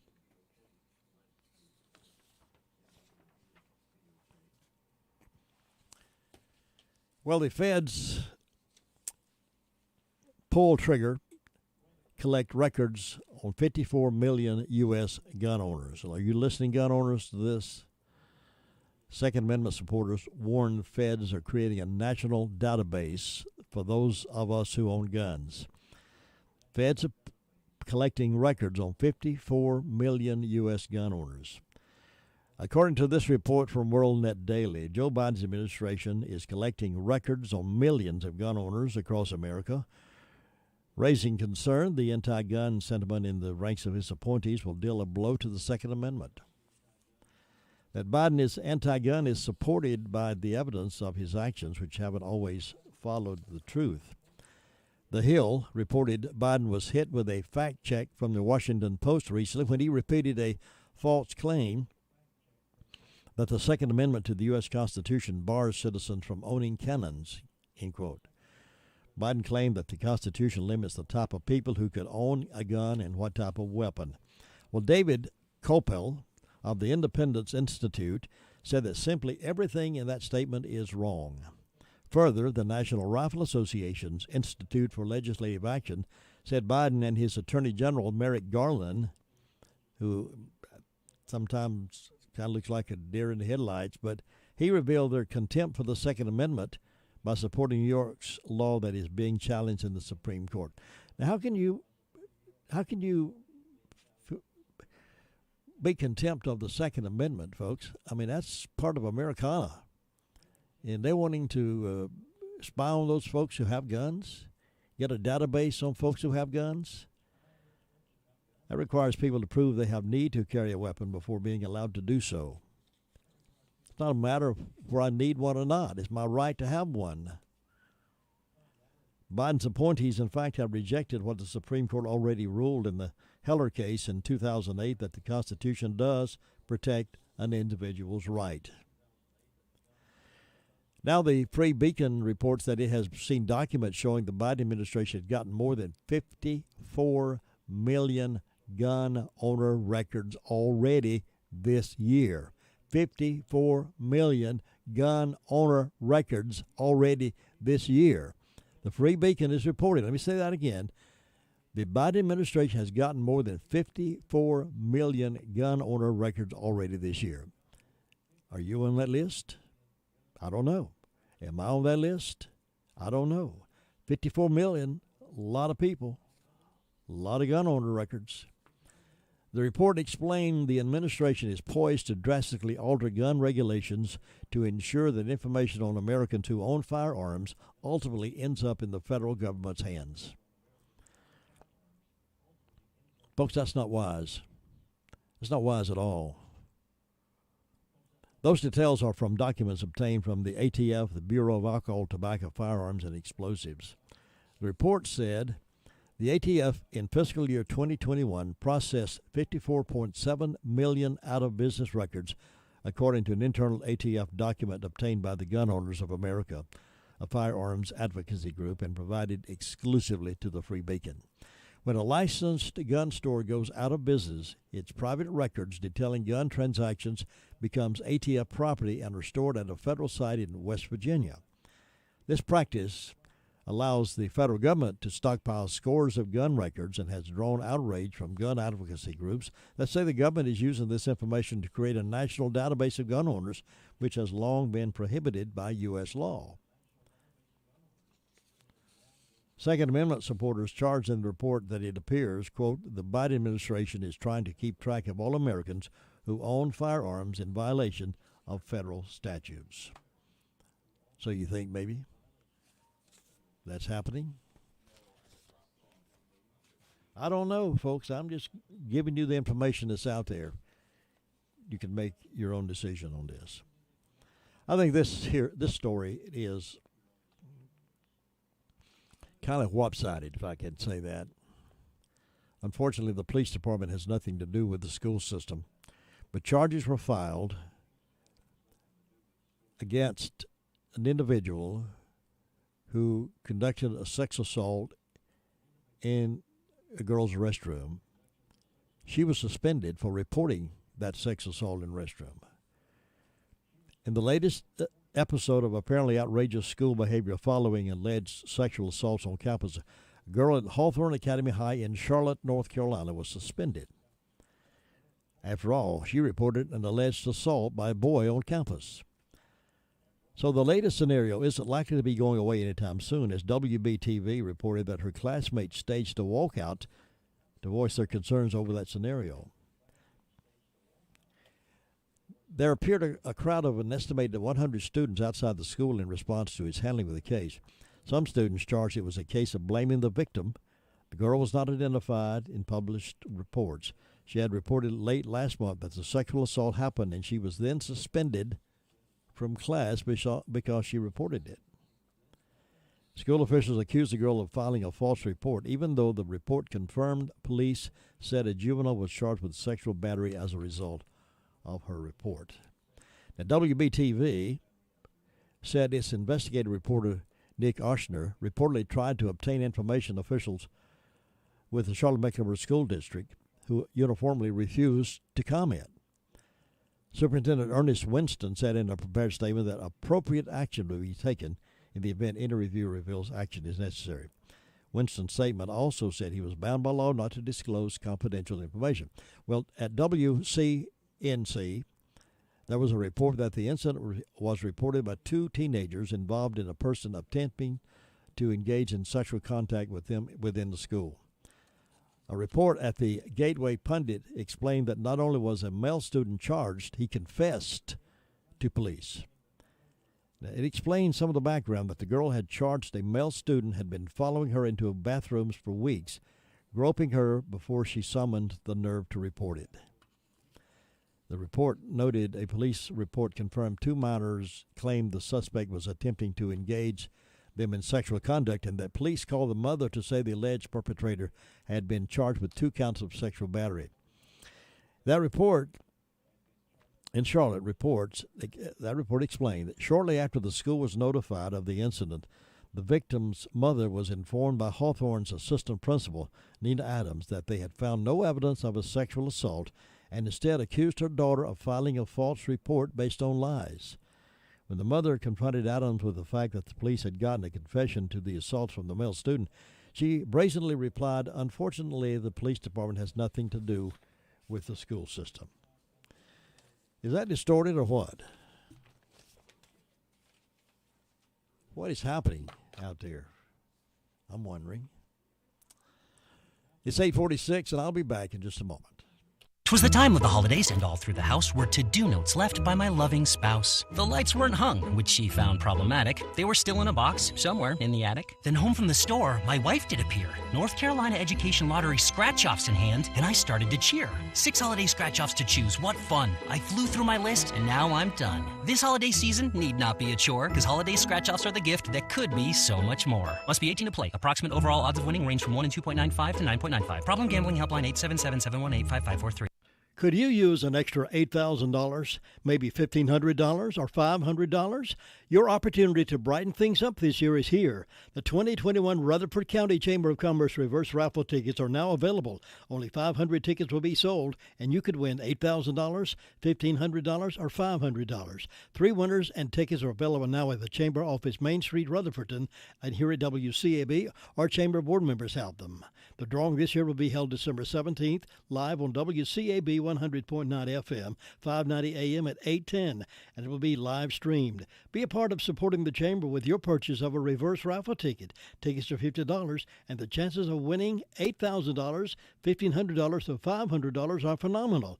Have some fun, buy a ticket, and listen for the winning number. December 17th at 8:10. You know what? It could be you. Tickets are going fast, so if you have not gotten yours, don't wait till they're all gone, because they'll be soon. So stop by here. I've got a few left, and I'll be glad to sell you your winning ticket. Hopefully, it'll be your winning ticket. $50 for one, and I'll sell you 2 for $100. So that's pretty reasonable. It's 8:47. Cakes and cookies, toys and gifts. Christmas at your fingertips. It's the shopping event of the season, the Southern Christmas Show, November 14th through 24th at the Park Expo and Conference Center. Explore a woodland Christmas with forest-inspired decorations for the merriest time of year, and shop hundreds of booths to find one-of-a-kind gifts for everyone on your list. Buy tickets online and save at southernChristmasShow.com. Let's go to the Southern Christmas Show. America's Fudge Shop in downtown Forest City has roasted cinnamon glazed nuts. Your choice of almond, cashews, or pecans, $5 a cone, or buy 3 for $12. Available every day along with 24 different flavors of delicious fudge. Stop in and sample your favorite. They'll be open Thanksgiving night, and they'll have special holiday hours. Need fudge shipped? Well, let America's Fudge handle this for you. Wouldn't it be something just to receive a delicious box of fudge from America's Fudge Shop? Follow them on Facebook or call 447-2041. Yummy, yummy fudge. Doesn't that sound good? Boy, they got the best down there in Forest City at the Fudge Shop. I hope you'll go by and say hello to those nice folks and pick up some for the day or for the week. 9:05 this morning, My Great America with Jim and Butch. I'm so glad Butch gets to come in here. He calms me down, settles me down after I get through this rampage in here in the Blue Room. But he'll be in 9:05 for My Great America with Jim and Butch. One other quick story here. This is a little bit discouraging to me, and maybe it is to you. I don't know. Maybe you're proud to hear this report. But nearly 1/3 of U.S. millennials identify as gay or transgender, and almost half the demographic group prefers socialism over capitalism, according to a recent study. You heard what I've said? Nearly one-third identify as gay or transgender, and almost half the demographic group of millennials prefer socialism over capitalism. Millennials are comprised by about 78 million people between the ages of 18 and 37. I'm way past that, but I know some millennials. Some of the ones millennials I know are not in that category. They believe in the strong America and capitalism and the Judeo-Christian values, but they're deriving these numbers from somewhere else. The most populous generation in American society, according to an Arizona Christian University study, ages 18 to 37, the millennials are comprised of about 78 million people. The Arizona Christian University study found that 30% of millennials identified as LGBTQ. That includes 39% of people between the ages of 18 and 24. The Washington Examiner reported the generation is redefining sexuality, their own, and how to perceive and respond to the gender identity and sexual orientation choices of others. With that have come new ideas and choices regarding marriage and family. Consequently, a social institution that used to be a safe harbor that now becomes a battleground. The study also found that roughly 48% of the millennials prefer socialism over capitalism. Now that stuns me a little bit. I suspect maybe because Judeo-Christian values and capitalism not being taught in public schools, you think maybe that might be it, or what? Or maybe they go off to college and these liberal professors are talking socialism to them, and they convince these folks that capitalism is not good, socialism is better. I don't know the reason, but it's there according to this study.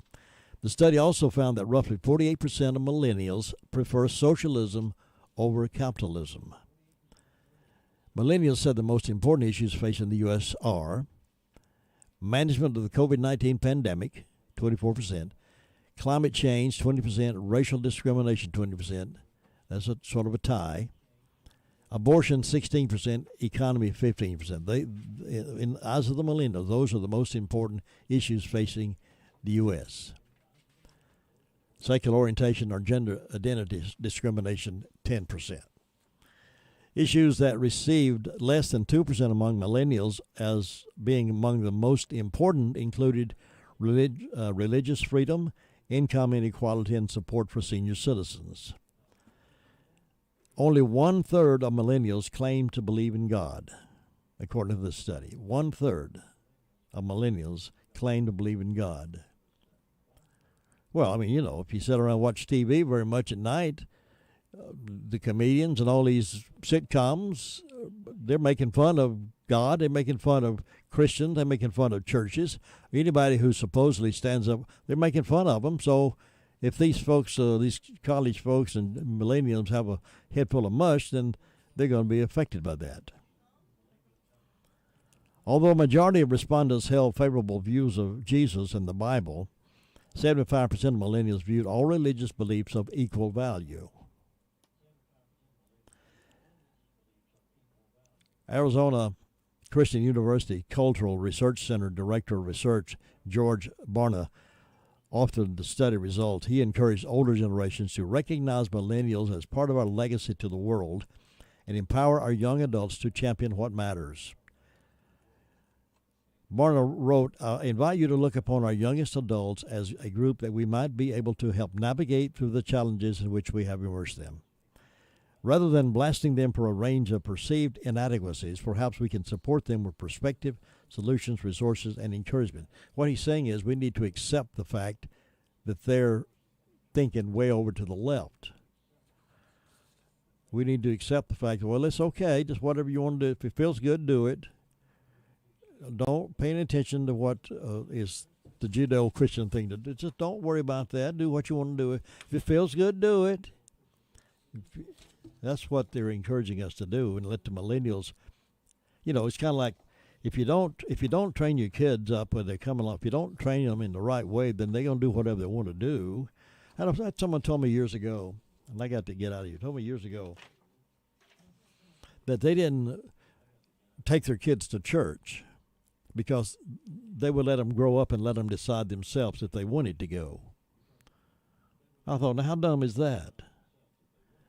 We're not going to take them to church and put them in that influence. We're going to let them grow up and let them decide then if they want to go. That's what's happening here with this millennial. Just let them do what they want to do and send them to high school where they're taking away all of these things that we believe in and stand for. You send them on to college, and we have liberal professors with a head full of liberal philosophy. Teach that to them, and they sit there for 4 years or longer. And they decide, you know what my mom and dad told me may not be true. I mean, I'm liking what I'm hearing about socialism. I'm liking what I'm hearing about the LGBT XYZ. So they're making all kinds of crazy things. So maybe it's important that we revisit parenthood. Maybe it's important that we revisit grandparenthood. If you have the responsibility of raising your children, or some folks call it rearing your children, or grandchildren, maybe it's important that you revisit what you're teaching them, or allow them to accept. It's important. All right, folks. Thanks for letting me ramble on this morning. You're a good crowd of people, and I appreciate you being there, and I appreciate you stopping me in the post office and places like that and telling me what you think. And I'm just glad you're there, and I'm glad I can be a part of your morning wake-up call. If you'll hang around, we'll update you on ABC News, which sometimes is not very optimistic, but it's something probably you need to know.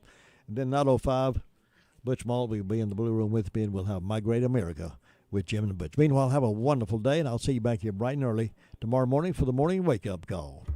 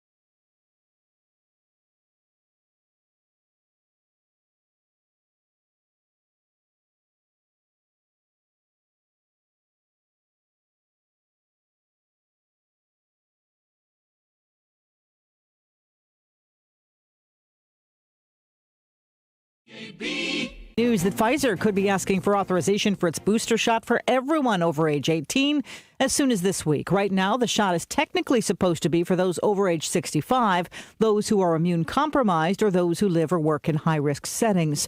Meantime, a new game plan from the federal government to help Americans combat untruths about the shots. Surgeon General Dr. Vivek Murthy Tuesday is releasing a step-by-step toolkit aimed at helping Americans combat in their own close circles misinformation about the COVID-19 vaccine, conspiracy theories, or lies that spread on the internet. Dr. Murthy telling ABC News it's not just the government that needs to be engaged in these conversations, that direct engagement between people who trust each other can make an impact in helping move vaccination rates higher. Last summer, Dr. Murthy issued an advisory that named misinformation an urgent public health threat. Karen Travers, ABC News, Washington. A new round of subpoenas being sent from the January 6th Commission to high-profile members of former President Trump's staff. On this list, former National Security Advisor Michael Flynn, who publicly called on Trump to take drastic actions to overturn his loss. Attorney John Eastman, who reportedly wrote a memo outlining ways the former Vice President Mike Pence could reject President Joe Biden's victory. Former Trump campaign spokesman Jason Miller, ex-campaign manager Bill Stepien, who lawmakers say oversaw the effort to challenge results. ABC congressional correspondent Rachel Scott. Houston police continuing to investigate the Astroworld concert deaths. Aiden Cruz was one of the fans who survived. Now he is questioning security throughout the show. There could have been so many other ways instead of just trying to go the hard way of like trying to pick every single one person out. Like we didn't need just the security. We needed the people in there. The fire chief in Houston says rapper Travis Scott bears some of the responsibility for not stopping the show sooner. This is ABC News. What's all the buzz about nasal irrigation and Navage? And should I try it? Here's the science. Airborne germs invade through your nose. It's the body's air filter for trapping allergens and viruses. When your nose gets clogged, it's less effective and germs multiply. Eventually, your immune system can get overwhelmed and you get sick. Nasal irrigation is an effective, all-natural way to clean your nose. It's not a drug. It's more like plumbing. Saline goes in one nostril, around the back of the nose, and out the other nostril, flushing out mucus and germs. I'm Martin Hoke, and I invented Navage to make cleaning your nose easy. It's the world's only nose cleaner with powered suction. Navage pulls out the bad stuff so you can breathe better, sleep deeper, snore less, and feel healthier. At Walgreens, CVS, Rite Aid, Target, Bed Bath, and Walmart. Or go to Navage.com for a free gift with purchase. Over 2 million sold. Navage, Navage. Clean nose, healthy life. New calls for a ceasefire in the fighting in Ethiopia. The already tense situation in Ethiopia growing even more precarious. Addressing the Security Council, senior UN official Rosemary DiCarlo. The risk of Ethiopia descending into a widening civil war is only too real. That would bring about a humanitarian catastrophe and consume the future of such an important country. She adds the political repercussions of intensifying violence in the wider region would be immense, compounding the many crises already besetting the Horn of Africa.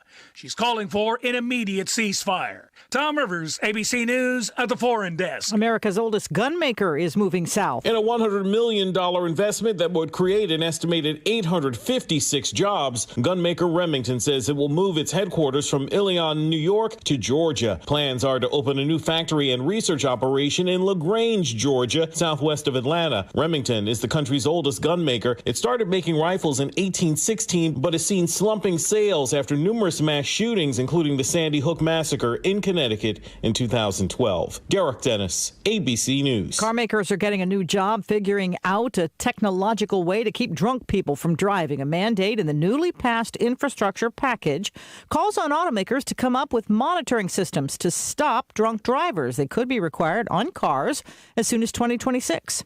This is ABC News. Whether you're vaccinated or not, it's important to know the symptoms of COVID and its variants. Fever is the leading sign of COVID and the flu, so make sure you use an accurate thermometer. Only the Exergen Temporal Scanner Thermometer has been proven accurate with more than 100 clinical studies. Non-contact thermometers have no clinical evidence behind them, and you cannot rely on them. Be vigilant and seek medical advice at the first sign of fever. Learn more at Exergen.com. Sherry Preston, ABC News. Temperatures are on the rise over the next couple of days. This warming trend will continue due to a high-pressure system that we have out to the west. Highs will head into the upper 70s today with a lot of sunshine. Overnight falling into the mid to upper 40s. Tomorrow, we're going to see temperatures in the mid to upper 70s for tomorrow. We are tracking a cold front that will move through by the end of the week, bring rain and cooler temperatures by the weekend. I'm meteorologist Peter Sherwood in the Weather Center. If you have not looked outside yet, look outside. It's a beautiful day in the neighborhood, and we're already up to 54 degrees. Started out at 42 this morning at 5:30. Now up to 54, but we're climbing to would reach about 76 for a daytime high, and mostly sunny all day long today. It's another beautiful day in the neighborhood. It's 9:05.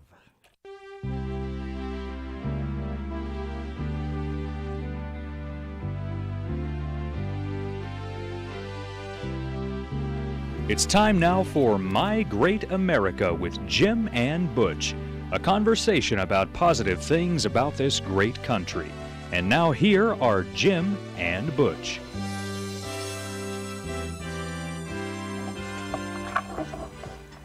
Hey, slide over here to the microphone. Good morning, Butch. Okay, I'd love to see you slide over there to the microphone, Jim. And you were saying earlier that you look forward to our time here on My Great America with Jim and Butch, in part because gives you a chance to transition from being in the battle. But, you know, there's so many things that are just not right these days, right?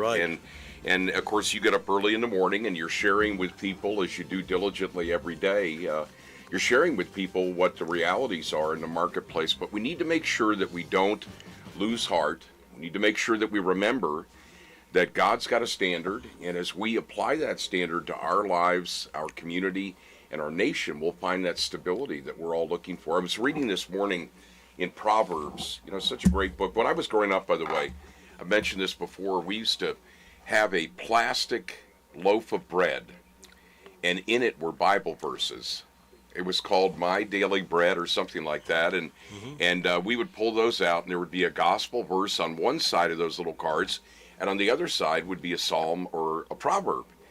And you know, I'm so grateful for simple things like that, because, you know, when it says in Scripture, train up a child in the way they should go, and when they're old, they won't depart from it. I know the wandering places of my life and the things God's still doing in my life are ones that have at least that anchor of God's word being put into me. And you were mentioning a story, by the way, that quoted George Barna, who's a noted, maybe the premier evangelical pollster. And, you know, back through the years and in many different settings, I had the opportunity to work with George on some projects. And what's so unfortunate is so many of us, and I say us in a past tense, we're willing to use secular social science models and methodologies to explain away sin. And I'm so grateful that I'm in a setting here in Rutherford County and at my church where we come to understand that the real truth of God's word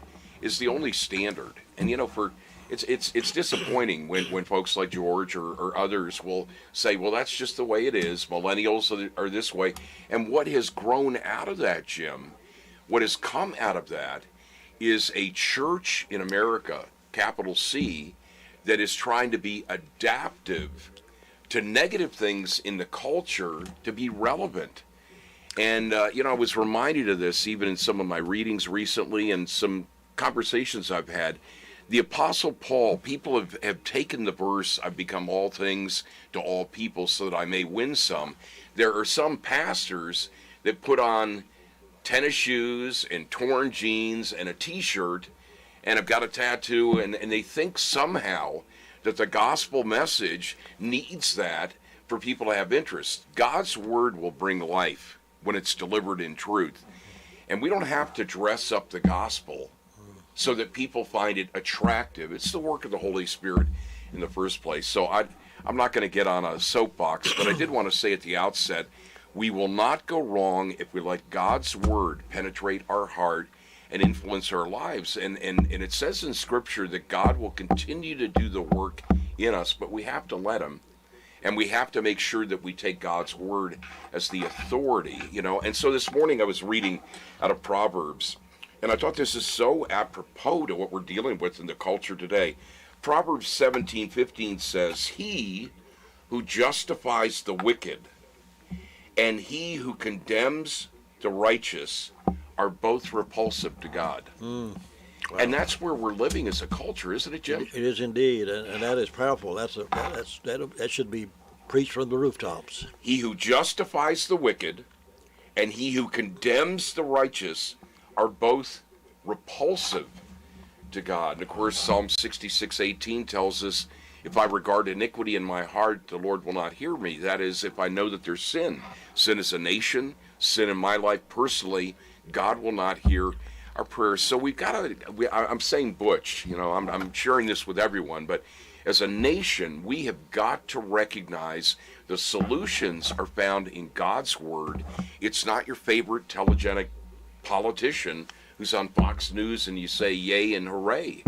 The only way this nation is going to find its way back to where God wants it to be, at that seminal moment when this nation was founded, this republic was founded, it was done out of a humility that God is the source of our laws, of our legal system, of our justice, and we have wandered so far away from that, Jim. We've got to cry out. We've got to cry out as a people, and let it begin with me. Let it begin with Butch. And our founding fathers really believed in that way, because these ministers had traveled on horseback for miles and miles to be able to get that word out to people, because they believed very strongly in what the Bible was saying. And so many of these rural areas, as the country came along, didn't have pastors and churches they met. So what do they call them? Circuit riders. Circuit riding preachers. Circuit riding preachers. And they'd ride for miles and miles. Right. And to preach that word, because they believed very strongly in what the Bible was saying. Right. And you even look at some of the early missionaries like David Brainerd. I think he died in his late 20s, I think it was.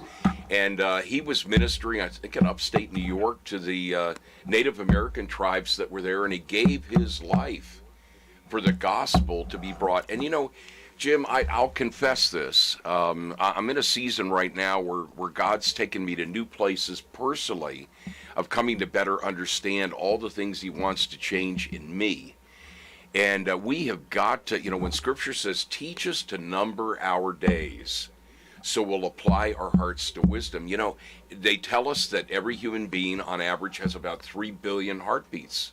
And with each beat of our heart, a record of our life is being made, and what we do with our time, our talent, our treasure matters for eternity. It matters forever. And the most important question we'll ever answer is not the question of, are you a Republican or a Democrat? It's the question of, what will you do with Jesus? And for those that just feel like they're under the rubble of a lot of false religion, it's easy to grow up in a church. It's easy to get into a pattern. I saw this in Dallas, Texas. Church was what people did before they went out to lunch and watched the Dallas Cowboys play. It was just part of the rhythm of life. And so I'm personally asking God to put back in me the hunger for him, because it's only a deep hunger. As it says in Scriptures, the deer pants for the water brook. Do I have a panting desire for Jesus to guide everything that I do every single day? Because it's only as all of us together go to that altar, that we're going to be able to collectively turn around our county and turn around our nation. So I'm in a season right now that's a good one, where God has taken me deeper and saying, you know what, Butch, we can never be satisfied with where we are. We've got to ask God to keep doing the work in us. Why? It's like a song we sing at our church. Do the work in me. Do the work in me so that I can do the work you've called me to. I can't do the work that's in my book if I'm not in a position to be a holy, reasonable, authentic vessel for what Jesus wants. And sometimes that puts us in an uncomfortable position, because we're going through that movement of changing our lives, and right. God changing our lives. It puts us sometimes uncomfortable. Well, and God's interested in our character, not our comfort. I remember my grandfather telling me that, and it's come to mean a lot more to me as I've gotten older. He's interested in our character, not our comfort. You know what? We all also stand before the foot of the cross equally. And I was reading again about Abraham Lincoln. It's said of so many of our American presidents, Jim, that if they will let God do it, they develop a real sobriety, a real sober sense about the weightiness of their responsibilities behind that resolute desk in the White House. And some, of course, don't, but so many do. And I was reading again about Abraham Lincoln, and this was so encouraging to me. May I share this? Sure. You know, of course, he's been gone a long time, but, you know, there's written evidence that Abraham Lincoln became a follower of Jesus in 1839 in Springfield, Illinois, during revival services at the Methodist Episcopal Church under the ministry of James Jacques. This is a very fascinating narrative. Listen to this. In a narrative that he wrote, Reverend Jacques described Mr. Lincoln's conversion. He said, I had chosen for my text that day he was there the words, "You must be born again." And during the course of my sermon, I laid particular stress on the word must. I noticed that Mr. Lincoln appeared to be deeply interested in the sermon. A few days after that Sunday, Mr. Lincoln called on me and informed me that he had been greatly impressed with my remarks on Sunday and that he had come to talk with me further about the matter. I invited him in, and my wife and I talked and prayed with him for hours. Now, I have seen many persons converted. I have seen hundreds brought to Christ, and if ever a person was converted, Abraham Lincoln was converted that night in my house. That was the pastor who was there. So great story. Only God knows. Only God knows in the end. Jeremiah 17:9 tells us the heart's deceitful above all things and desperately wicked. Who can know it? Only God can know our hearts.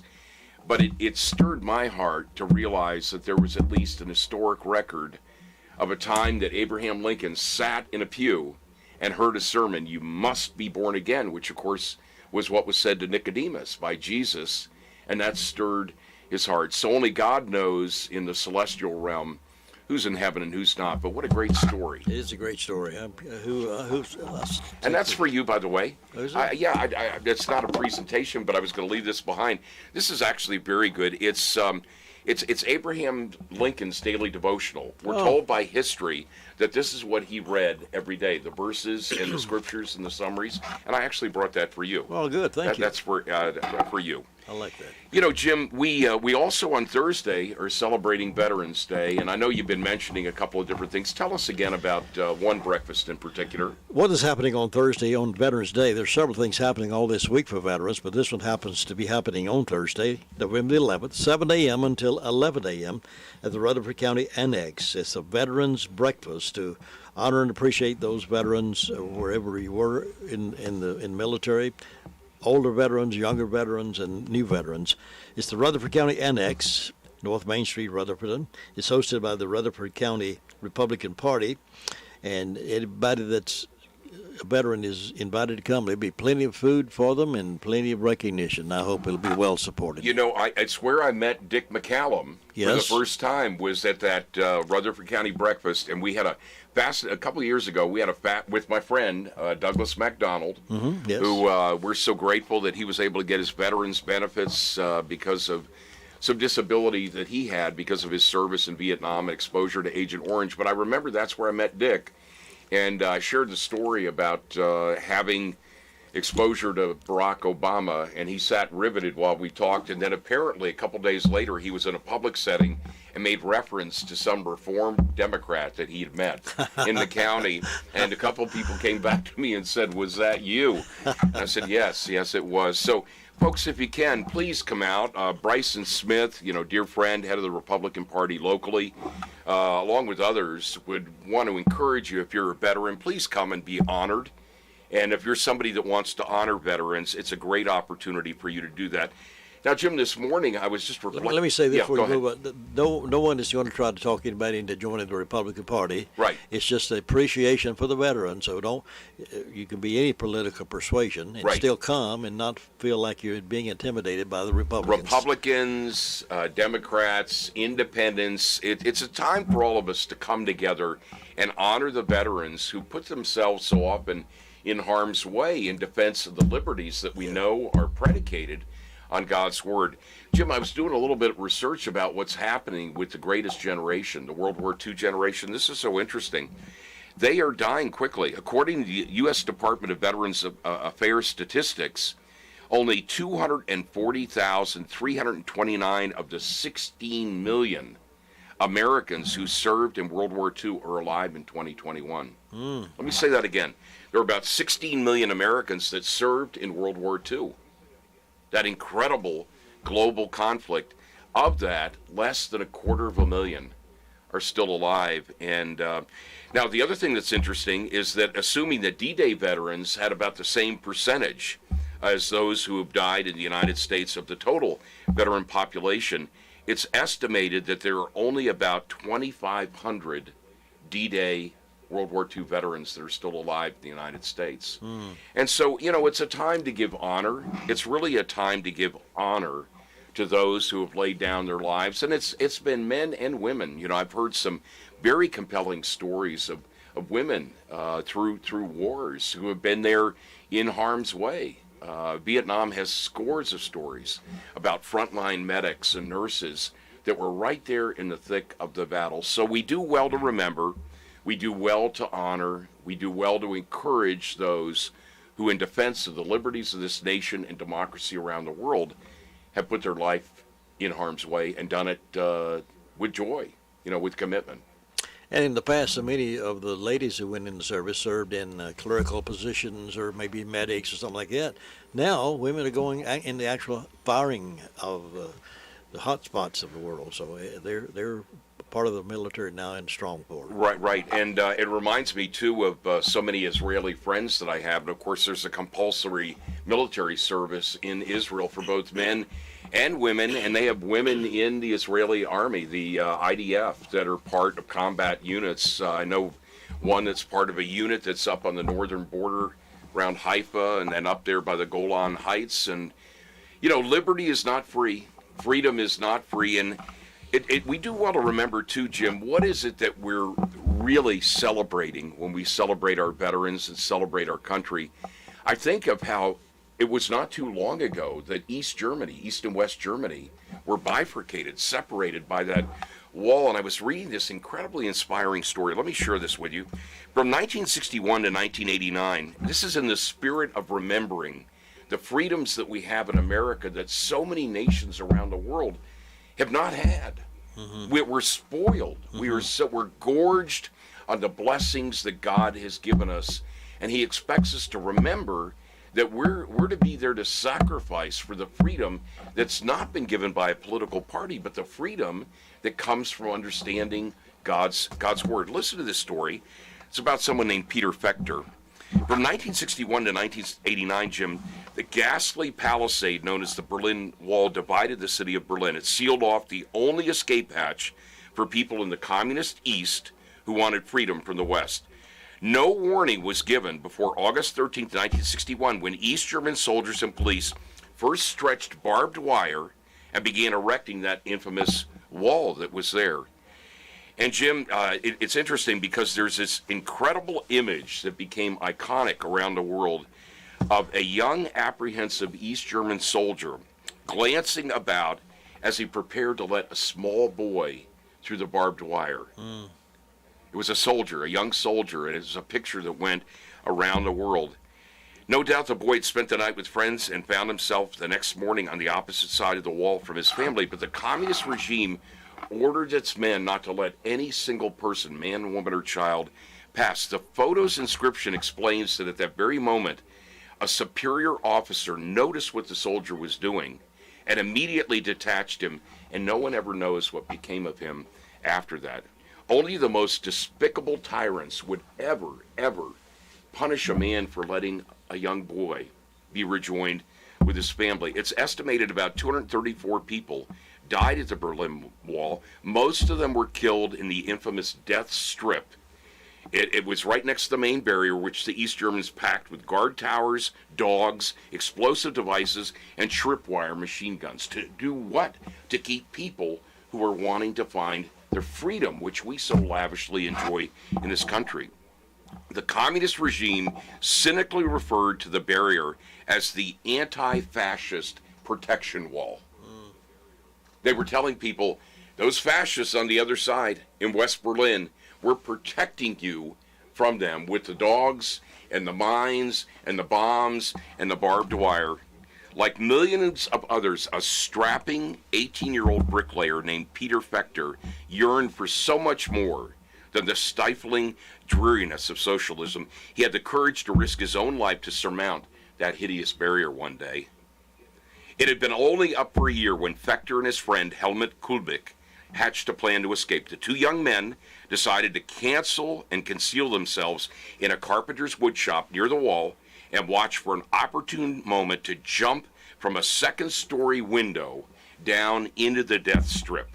They would then run to and climb over the 6.5-foot high concrete barrier laced with barbed wire and emerge in freedom on the other side of the wall. They set the plan in motion on August 17th, 1962. When the moment came, the guards were looking the other way. Fechter and Kulbik jumped. Seconds later, during their mad dash to the wall, guards began firing. Amazingly, Kulbik made it to freedom. Fechter was not so lucky. In plain view of witnesses, numbering in the hundreds, he was hit in the pelvis. He fell to the ground, screaming in pain. No one on the east side, soldiers included, came to his aid. Westerners threw bandages over the wall to try to help him, but Fechter couldn't reach them.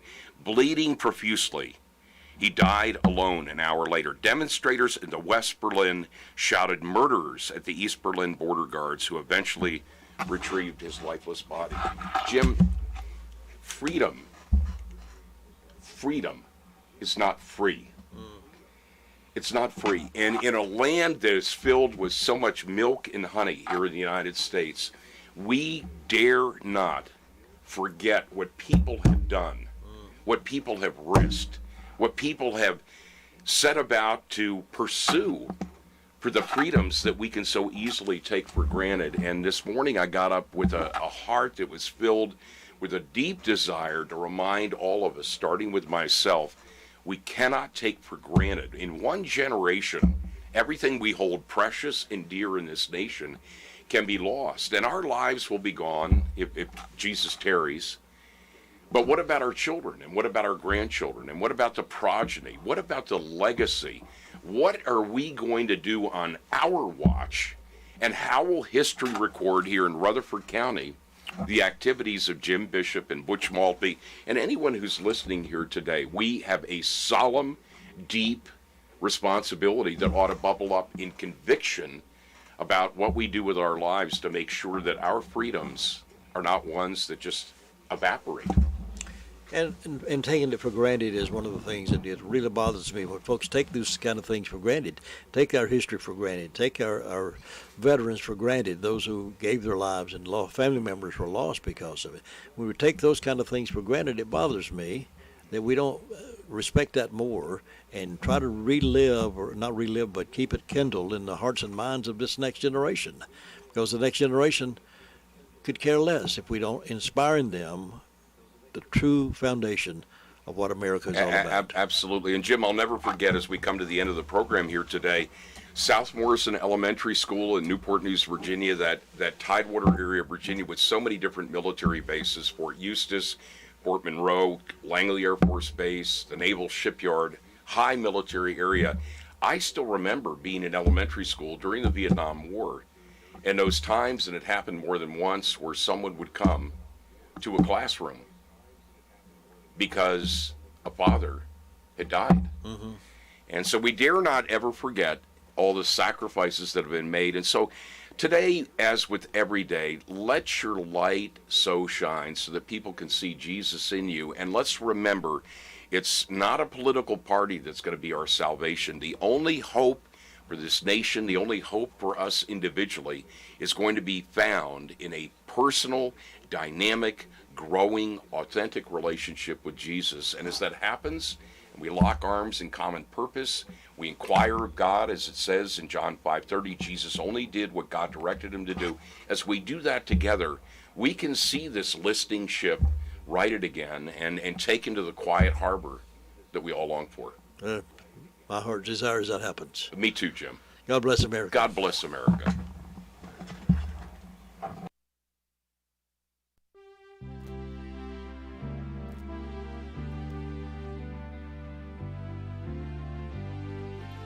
thank you for joining us for My Great America with Jim and Butch. Join us each Tuesday and Thursday morning at 9:05 for this enlightening program on 100.9 FM and 590 AM.